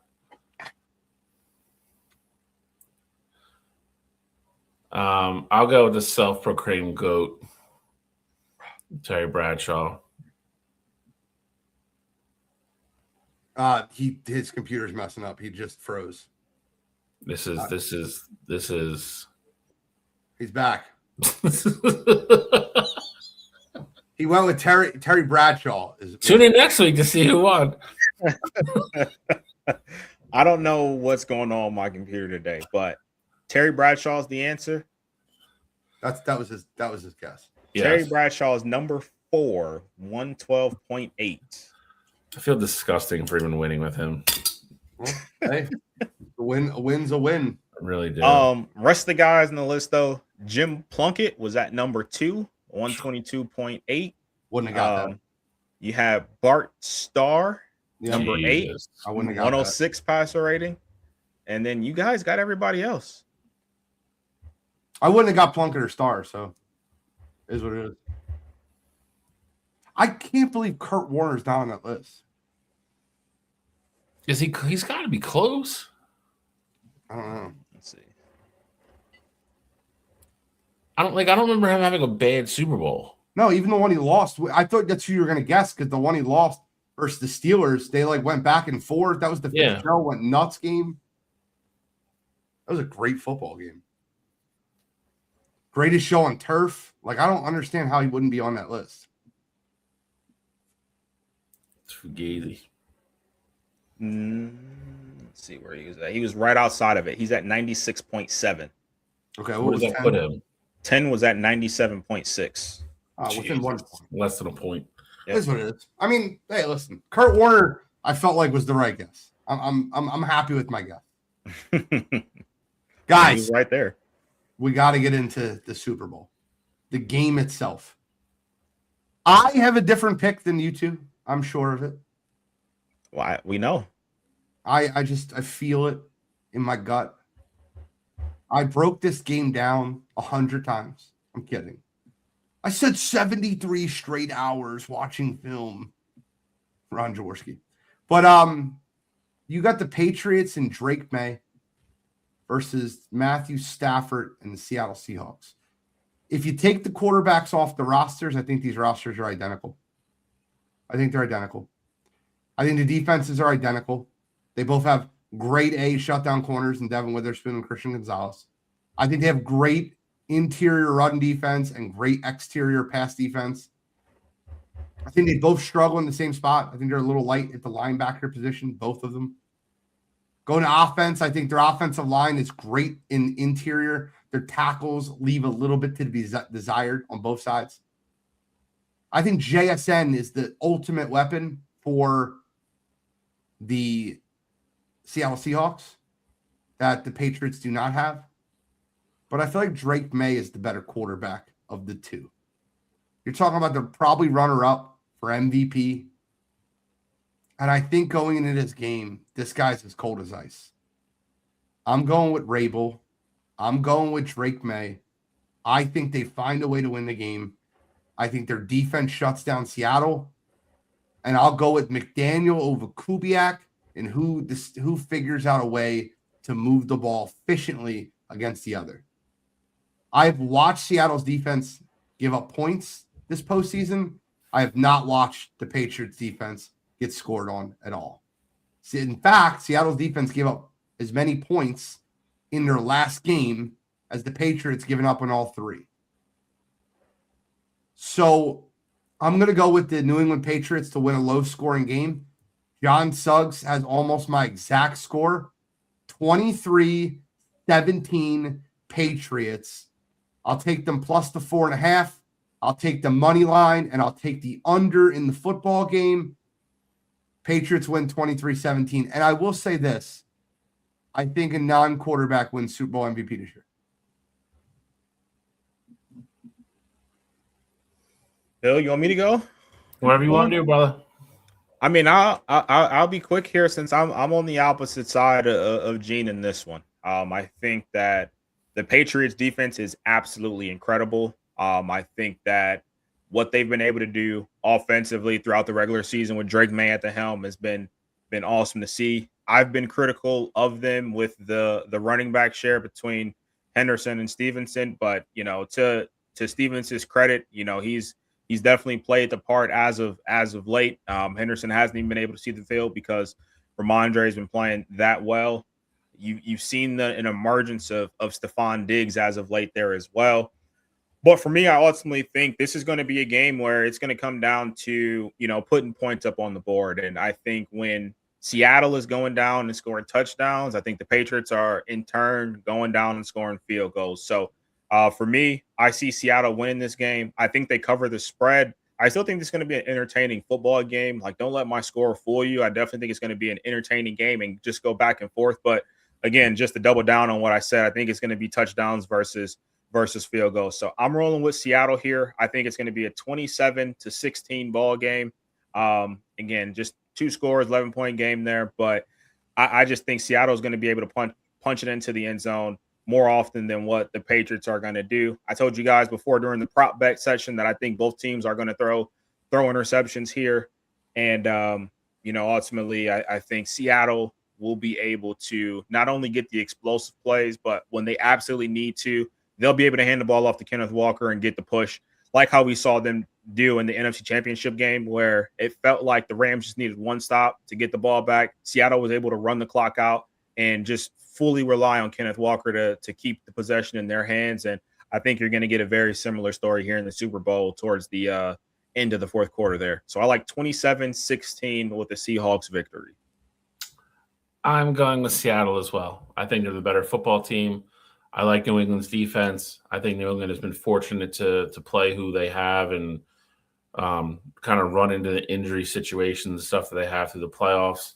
I think Drake May is going to be a great quarterback. I don't think this will be the only Super Bowl he ever makes, but I like Seattle's offense way more than I like New England's outside of Drake May. I think they have weapons they can rely on. I know Stevenson's played real well with New England. Both teams have great run defenses, as Gene mentioned earlier. I think Seattle's defense will be fine and match up quite well with what New England wants to do. I think Sam Darnold kind of gets his, I don't know if you want to call it I told you so or whatever moment you want to call it, but I think kind of like Cottrell said, I think Seattle just has an easier time moving the ball and probably getting points on the board. I also think it's low scoring. I told you earlier in the prop bets, I like the under the first half. I like under for the whole game. I have 16 for New England, just like Cottrell did, but I have 24 for Seattle. I don't think the game goes over. I think it's more of a defensive battle. I think it'll be an entertaining game. I think it's a good football game. I think there'll be big plays and stuff like that. I think there'll be momentum shifts. I agree with both. I think, that there will be turnovers. I think the defenses will definitely factor into the game. But I like Kenneth Walker. And Jake Bush has been, a one-man wrecking crew. I think Cooper Kupp kind of has the farewell, kind of probably walk off into the sunset as well. He might have a couple of big catches. And like I said, I think Seattle just has a little bit more in the areas they need to. I think they win a real close competitive game. Now, obviously, I think the Patriots have the ability to potentially win this game. But as a whole, as far as their journey and what you've seen from them to this point, the defense has been absolutely incredible. Like, don't get me wrong there, but am I a hater for saying this feels like one of the more fortunate runs a team has made? Not saying that they wouldn't have beat teams fully healthy, but I feel like I haven't really gone into a Super Bowl that I can remember as of late where I'm like, man, if this doesn't happen, I don't know if this team is in the Super Bowl. Like I have so many question marks for a team that's been absolutely dominant on defense. And is that me hating on the Patriots here, or is there some validity to it? Same way for me. I mean, there's validity to it to me. That's why I'm picking Seattle. I mean, you still have to beat who lines up against you and across from you, and I get all that. But they beat a Chargers team that was decimated offensively. They beat Houston, who were missing their best weapon outside of Stroud, but they also made C.J. Stroud play a terrible game, and the defense gets all the credit in the world for that. And then you go to Denver and play a backup quarterback to go to the Super Bowl. I mean, again, that's not their fault. They did what they needed to do to win those games. And I even said last week, I think Mike Rabel put a certain game plan in place for that Denver game to once they got up to just be like, let's not make mistakes. We're going to win this game. We'll rely on our defense. Jarrett Stidham's not going to beat us. So again, I think if Bo Nix plays in that game and New England had to do different things, they were very capable of doing so. I don't think the game would have played out that way if Bo Nix was healthy. So I'm not gonna trash New England for that. But it's a fortunate run. But again, there's plenty of teams that have had those runs before and they don't take advantage of it. So I agree with you, but to your point, I have questions. So that's why I took Seattle. So it's very easy to look at the playoff and say during a snow bowl, they only scored 10 points to win 10-7, or during another game versus the Texans, they scored 28 points, or versus the Chargers, they scored 16. But I want to read something to you guys. 38, 42, 28, 31, 33, 26, 27, 28, 24, 32, 31, 25, 23, and 42. That was the Patriots' last 12 games of the regular season, how many points they scored. They scored that many points in the Super Bowl, they're going to win the Super Bowl. So while I hear what you're saying and I understand why you would have confidence into that number itself there, I also have to look at the totality of that and see that it's not just one thing to say that the Patriots had a easy schedule this season. Historically, they played at Baltimore. They played at home versus Buffalo. Understandably so. Historically speaking, though, this is the second easiest schedule in the history of the NFL, percentage-wise, opponents of who they faced. I don't believe in that. Why don't you believe in it? Because percentage-wise means nothing. You don't know when you're catching a team. You don't know why that team folded. So they beat bad teams while they were bad. Or they could beat a surging team when they were doing what? Like the Ravens weren't bad when they beat the Ravens. The Ravens didn't make the playoffs this year. The Ravens weren't the Ravens all season. Quarterback got hurt the last couple of games of the season. Well, he was healthy at the end of the year, and they still didn't make the playoffs. They had a chance to win and get in the playoffs, and they didn't do it against a really bad Steelers team. Let's be honest with ourselves. The Steelers weren't a good football team. I find it interesting that you guys both picked Houston to win the Super Bowl, but when they beat them 28-16, it didn't matter. When we picked them, Nico Collins wasn't hurt. Yeah, but did that stop them from scoring 28 points versus Houston? No, but let's not act like they didn't score any defensive points in that football game. Like that did also happen. It's not like the offense went down and scored 28 points on Houston's defense. Like that's not what happened in that football game. 3 weather games in a row. This game's going to be played indoors on carpet. Or no, outdoors, but not carpet. But it'll be like a beautiful day. It's in San Francisco. It's not going to be like they're playing in the snow like they have the last 3 weeks. They played in snow versus the Chargers. They played in snow versus the Texans. And they played in snow versus the Broncos. But you're acting like it snowed the entire game against Denver. It didn't start snowing. The weather didn't pick up until the middle of the third quarter. And it was 10-7 at that point. Guys, I very, very comfortably picking the Patriots. We can talk about this next week when I'm right. And you guys go, oh, well, an easy road again. They beat Sam Darnold. And then we'll talk about that afterwards. Because when Sam Darnold folds in the Super Bowl, we'll go, look at the teams they beat. They beat Sam Darnold, and I guarantee it. It has the Seahawks are 100% healthy right now. And we talked about the Patriots schedule really throughout the course of the regular season there, because I had said they hadn't beat a good team since October. And then they finally had the big game against the Bills in that matchup, and then they lost the regular season matchup against them. So like the question marks have been there. It's not like this is just some new thing because the Patriots are in the Super Bowl. It's just I think they've had a very fortunate run. And I think it's okay to say that while also saying that they're playing really good football on the defensive side of the ball. We'll find out next week. And I don't like always being right, but you're supposed to laugh at that. They lost 35-31, by the way. I agree. I hate I'm agreeing with John Suggs. Did they not blow that football game, though? They did. They blew a football game during the season. All right. I had question marks about games this year. I had question marks. The point is I had question marks about can they beat a good football team? They play a good football team, they lose. I didn't say the game wasn't close. I didn't say they didn't have a chance to win. They also beat Buffalo in Buffalo. You're right. They did. You give them a ton of credit for that. Absolutely. They beat Houston, who's a good football team. Who you guys both number one receiver. I mean, guys, injuries happen. When the Eagles went to the Super Bowl, they won games without their starting quarterback, their starting left tackle.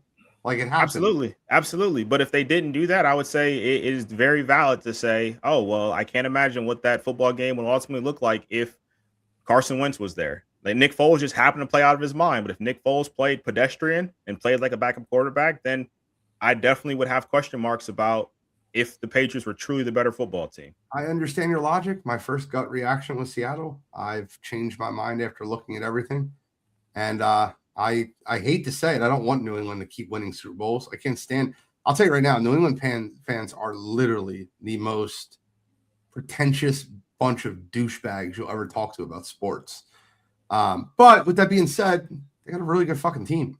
I have to be honest about that. We'll find out. We got a couple more things to cover. It looks like all three of us have the under, so this game will probably be 35-31. Tell you who that favors. All right. Let's move on to talk about a terrible UFC card. I mean, guys, the back-to-back numbered cards was not a good pull. Wasn't great for the UFC, and the card kind of sucked. So, Control, where would you like to start with this brutal card that we watched? Well, I'm gonna be honest with you. The only fight I saw was the main event. So I watched them all. And I watched it on replay. Like, I did not watch this card live. Actually, I lied. I also watched the Bam Bam fight because that was also what made me turn it off. That's what made me turn it off. So I was like, all right, I'll just watch this back when it's out, because Paramount does a great job. I'll give Paramount their due again. They have all the events and they have them broken down already for you. You don't have to fast forward through them. They have each fight from the beginning. So after watching the Bam Bam fight, third round, I thought he had the opportunity to finish the fight. He slips, he falls, and both of these guys are out of gas at the end. They're just, I don't even know what they were doing. So that turned it completely off for me. So you can start wherever you want to start, Gene. The Benitez and Denise fight, Dan Hooker's washed. I don't know how he gets a co-main event. I don't understand how that happens. I knew what was going to happen before that fight started. He landed 171 strikes in a round and a half. I don't know how Dan Hooker withstood all the strikes that he landed. The referee let it go on way too long. And then as far as the Volkanovski versus Diego Lopes fight, Volk did exactly what I said he was going to do.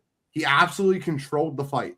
He was more technical. Diego Lopes has 2 broken feet, by the way, which is incredible, knowing that he finished that fight with 2 broken feet. And I love the guy. I think he's always smiling. He's got a great attitude. I think he's a great fighter. But Volk is too technical for him. And if you're not going to knock him out like Islam did, or knock him out like Ilya did, I don't think you're going to beat a technical fighter like that. The first fight when I watched Islam fight Volk, I don't know if Islam won that fight. When you go to a decision with him, it's very rare you win the decision. And I knew if Lopes didn't knock him out, he had no chance. Agreed. That's how I seen the card. That was exactly how I saw the fight going as well. I said I thought it was going to be 4-1 last week, and it was, I mean, to the T, essentially. Volkanovski is really good, man. And, you know, you talk about being technical and knocking them out. There's not many guys that have the ability to do that, especially at that weight class. Like, let's not forget that when Volk got knocked out by Islam, that was at 155. And I get it.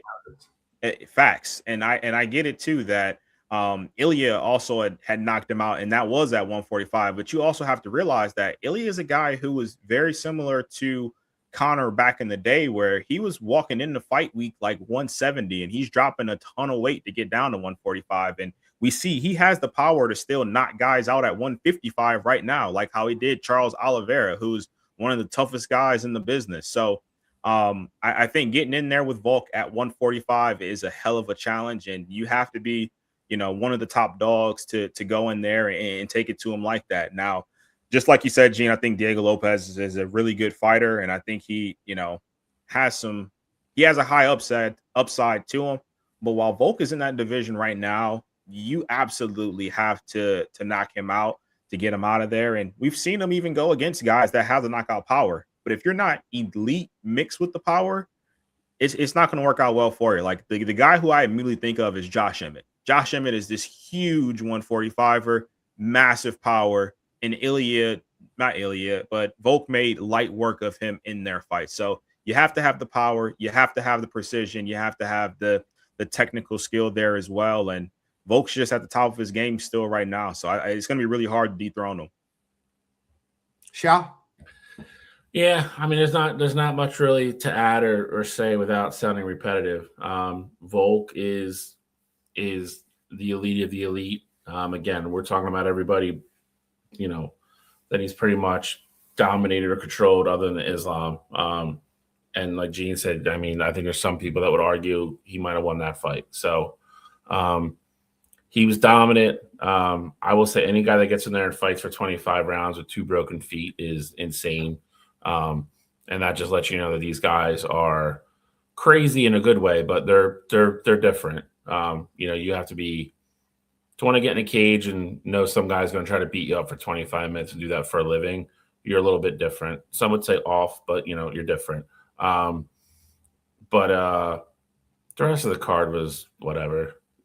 Again, back-to-back weekends. I don't know whose bright idea that was. I guess Dana's, but I think they just wanted to celebrate the new Paramount deal a little too much, but I don't think it needed to be done. And I guess they didn't want to go up against the NFL this weekend, but I don't know why it really would have mattered being Saturday night versus Sunday. But they still went up against boxing, so I don't negate it either with that point.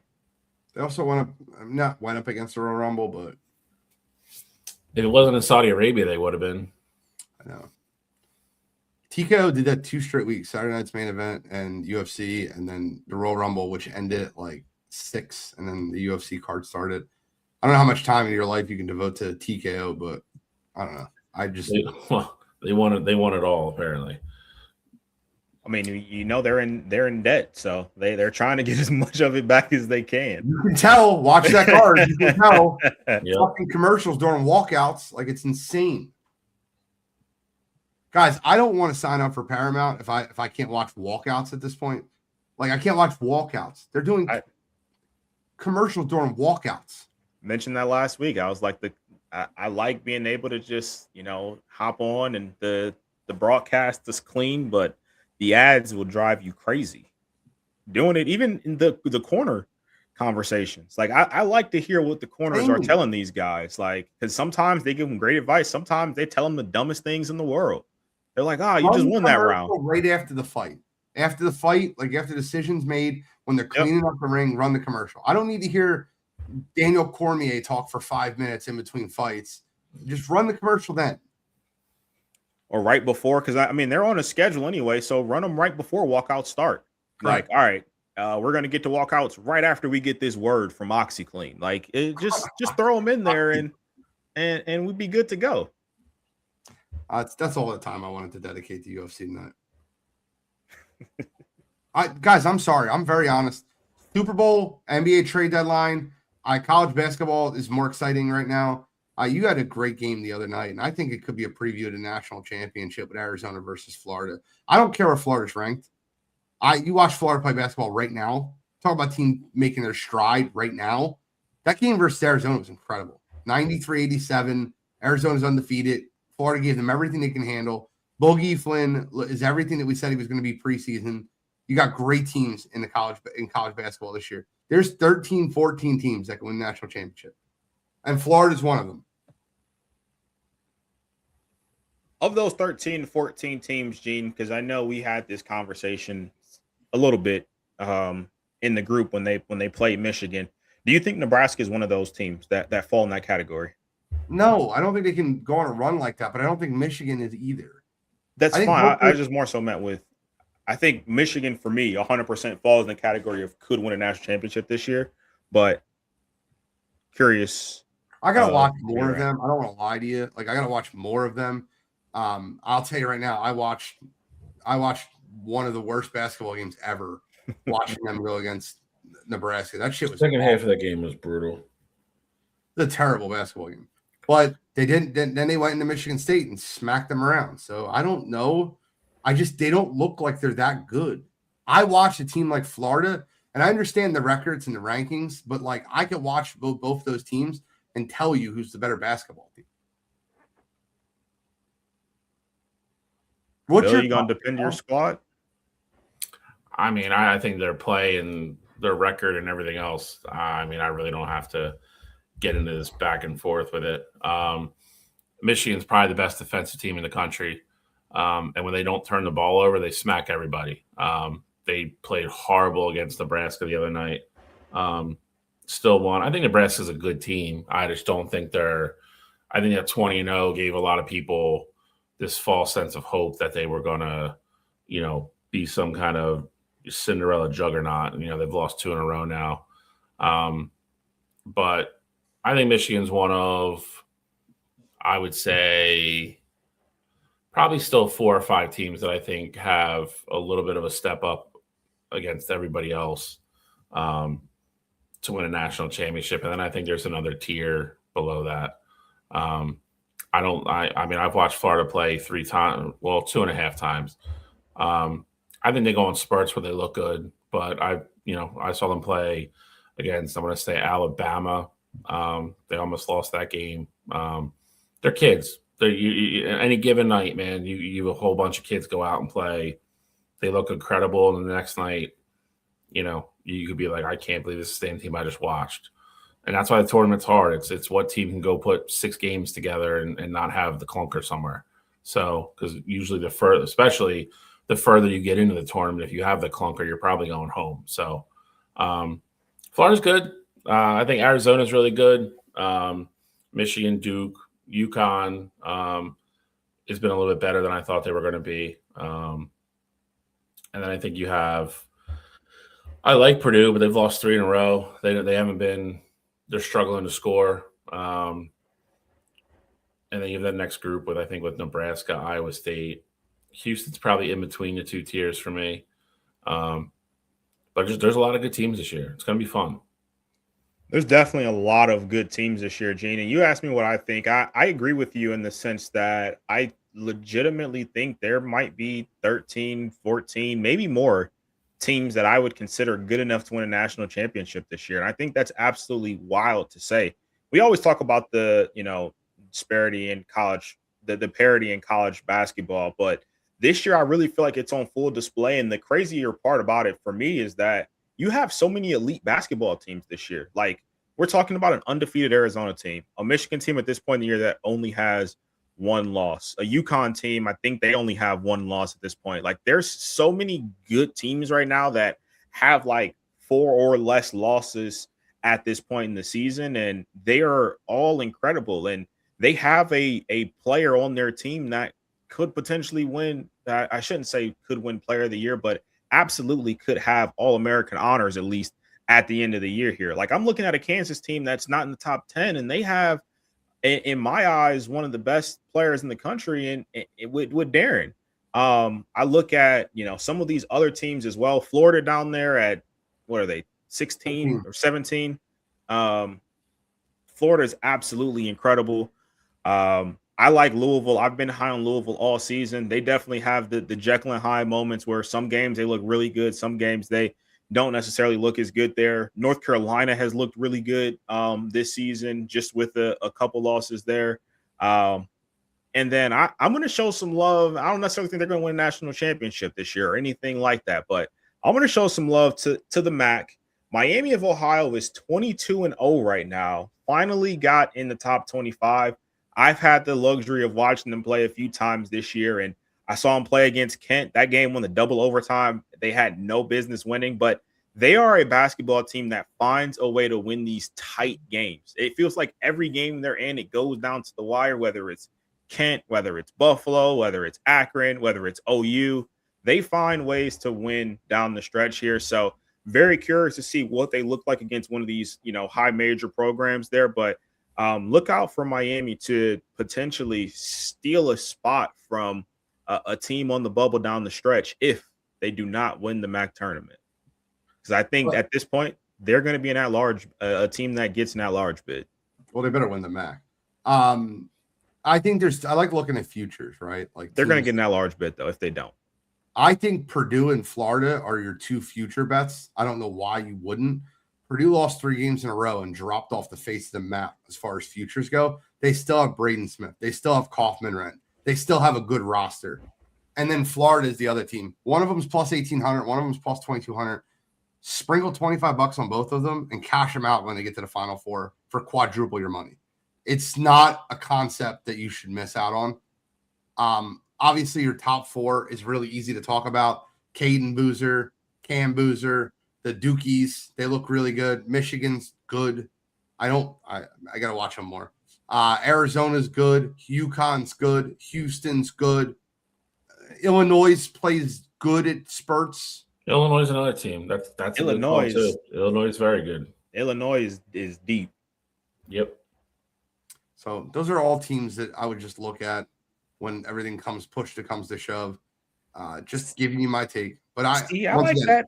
I like that second stretch that that you're way behind. That's way behind like a team like Florida. Like I'm looking at BYU at plus 4,500, and I argue that they have the best player in the country. Like I don't know why you wouldn't take a flyer on them. Or I see Louisville on here as well. I mean, obviously they're a team that I've personally just been high on, but North Carolina at plus 8,000. Like I definitely think these are all teams that could potentially make the Final Four, given potentially what region that they're in. I'm going to find out real quick because a lot of these teams all play each other in the next 3 weeks. So, I mean, Duke, North Carolina plays Saturday for the first time, and they turn back around and play another, I think, again in like a week and a half. Duke and Michigan play in 2 weeks on a neutral court. I don't know how the hell that got scheduled. That's awesome. Late in the year. With with a week to go in the season. Michigan's got to play Illinois. They got to play Michigan State again. Purdue's got to play, I think, Michigan State, Illinois. Like they're all going to start slaughtering each other coming down the stretch here. So it's going to be there's a lot of really good basketball on the docket in the next 3 weeks. So we mentioned UConn earlier. UConn's only loss is to Arizona. So I mean there's a lot left to go here. I got my calendar circled right now. Purdue, Michigan, February 17th. Circled on your calendar. I think Purdue dog walks them. Dog walks. Wow. Game's in Purdue, so let's be very clear. I think that's their Super Bowl, but I think that's the game that you watch Michigan and get a little bit exposed. Okay. As much as I want to hate on Michigan, they got a good basketball team. They do. They have a good defense.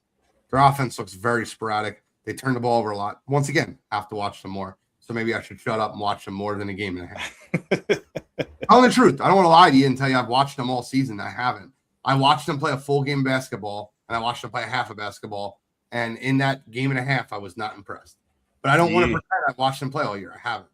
For me, it was not even that I'm saying that I think this team is world beaters, but the game where I was like, all right, Michigan is the real deal when I watched them play Gonzaga. Like that was the game for me that I was like, all right, this is a team that they have what it takes to go in a national championship potentially. It's fair. I watched them play a half versus Michigan State. I watched them play Nebraska. That's all I've seen. I mean, they're up by 20.5 against Michigan State. Michigan State closed it, and then they just went on like a 15-0 run to end the game. Yeah, that's at Michigan State, which is a way harder place to play than Purdue. So, for what it's worth, though, I do think Michigan State is one of those teams that, and granted, their record says otherwise, but I think Michigan State's one of the teams that's severely overrated this season. And I've been on record saying that I think Nebraska is also. Wouldn't argue with you because Michigan State's pulled 3 or 4 games out of the fire with like a minute to go that they had no business winning. I actually think they lost tonight. Is we're sitting here. Pierce the brother of Jeremiah Pierce? I don't know. I mean, Michigan State's on the road at Minnesota, and they're down 10 with a minute to go. They're going to lose. So, I mean, I didn't bring them up for a reason. So, Big Ten tournament will be fun. I think it's going to expose a couple of the frauds. I think Michigan State, Nebraska. I hate to call them frauds, but that's how I feel. Guys, let's get into you. Got to be kidding me. All right, let me get mine here because I have it. We only have to worry about 2. I actually have a good one, but there's too much conflicting stuff coming out about it, so I'm not. There was a couple that I could have went with, but the one that I have is I'm going to the UFC event, and I'm going to the weigh-ins. So you had Mr. Aaron Tao weigh in at 125.5, and he was supposed to be weighing in at 125 for a featherweight fight. So 122.5 is rather low, and he was the last guy to weigh in. So typically, if you don't know how the UFC shows work, if you're the last guy to weigh in, chances are you're trying to cut your weight as much as possible. You would think if you're at 122.5, you're the first guy up, you want to go in and get it taken care of so then you can go out and you can go eat. But no, this guy was last, and he came in 2.5 pounds under where he could have came in at. So everyone is confused at the weigh-in show. They're like, how did he weigh in? Why did he weigh in last if he's so light? So they take the covering away from him down. They're like, all right, well, we're gonna put you on the scale again. Something's not right here. They put him back on the scale, and there's no curtain, and he weighs 129 pounds. Not only is he overweight, he is 4 pounds over where he's supposed to be, and a 7-pound difference from his original weigh-in. So you go back, you watch the video, and you see he has his heels off the scale, and he's putting his elbows on the curtain that's in front of him. So we saw this kind of play out a few years ago with DC. He the little towel trick that he kind of got away with. Well, he tried to do that, and he took it to the absolute extreme.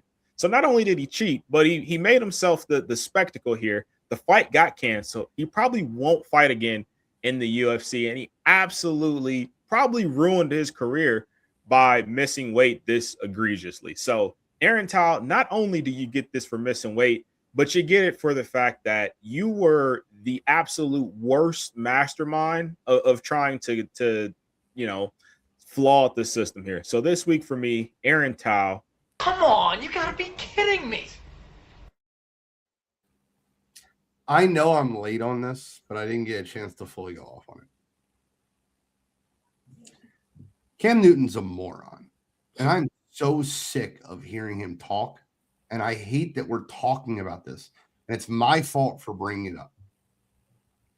Cam Newton said that Drake May is not the reason the Patriots are in the Super Bowl, and compared him to Rex Grossman, Trent Dilfer, and who's the third one? Brad Johnson, as system quarterbacks that were carried by their defense to be able to make the Super Bowl. I don't know why Cam Newton has this, he locks in the certain quarterbacks and just takes shot after shot after shot. He said the Patriots had a very easy schedule and they'll probably be one and done. 3 wins later, they're in the Super Bowl. So he was asked about it again. He said, well, Drake May's not the reason they're in the Super Bowl. They're in the Super Bowl because of that defense.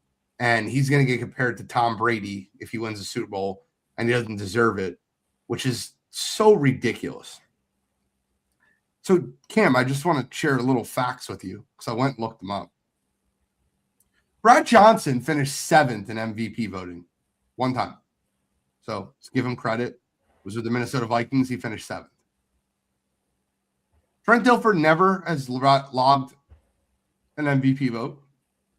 Rex Grossman has never logged an MVP vote. Drake May is probably going to finish 2nd this year for MVP. Could win it. Let's not pretend that Drake May is on the same caliber as Rex Grossman, Trent Dilfer. I know you don't like the Patriots because they discarded you for Mac Jones when they told you you're going to be the starter. I understand that you have some type of affiliation with young quarterbacks winning the Super Bowl because you've never won one. What I will also say is you're a full-blown hater. And when you're wrong, you double and triple and quadruple down on the same wrong fact. You did it last year with Jalen Hurts, and you're doing it this year with Drake May. Last year blew up in your face. This year it's going to blow up in your face again. So for this week, Cam Newton. Come on, you gotta be kidding me. What a moron. Also could have used, and I almost did, Sha'Carri Richardson. Got caught speeding 100 miles per hour, pulled in front of not only was she speeding, but she pulled in front of a cop at 100 miles per hour. And then he pulls up to her window and he's like, yeah, I got to take you to jail. And she's like, what? Like, I didn't even know I was speeding. Like, I wasn't intentionally speeding. Like, what? The dash cam footage for that was so damning, but not flattering. I can't. I can't.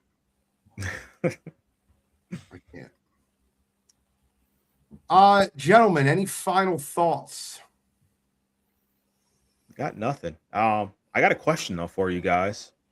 Yes, what's on the Super Bowl menu? I'm looking for some inspiration here. I think chicken wings have made their staple on the menu, but I'm looking for some extra motivation.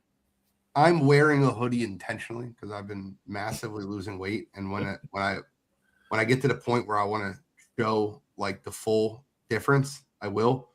But wings are what I'll be eating in the Super Bowl. I'll tell you the one thing I always love to see when I go to a Super Bowl party is buffalo chicken dip.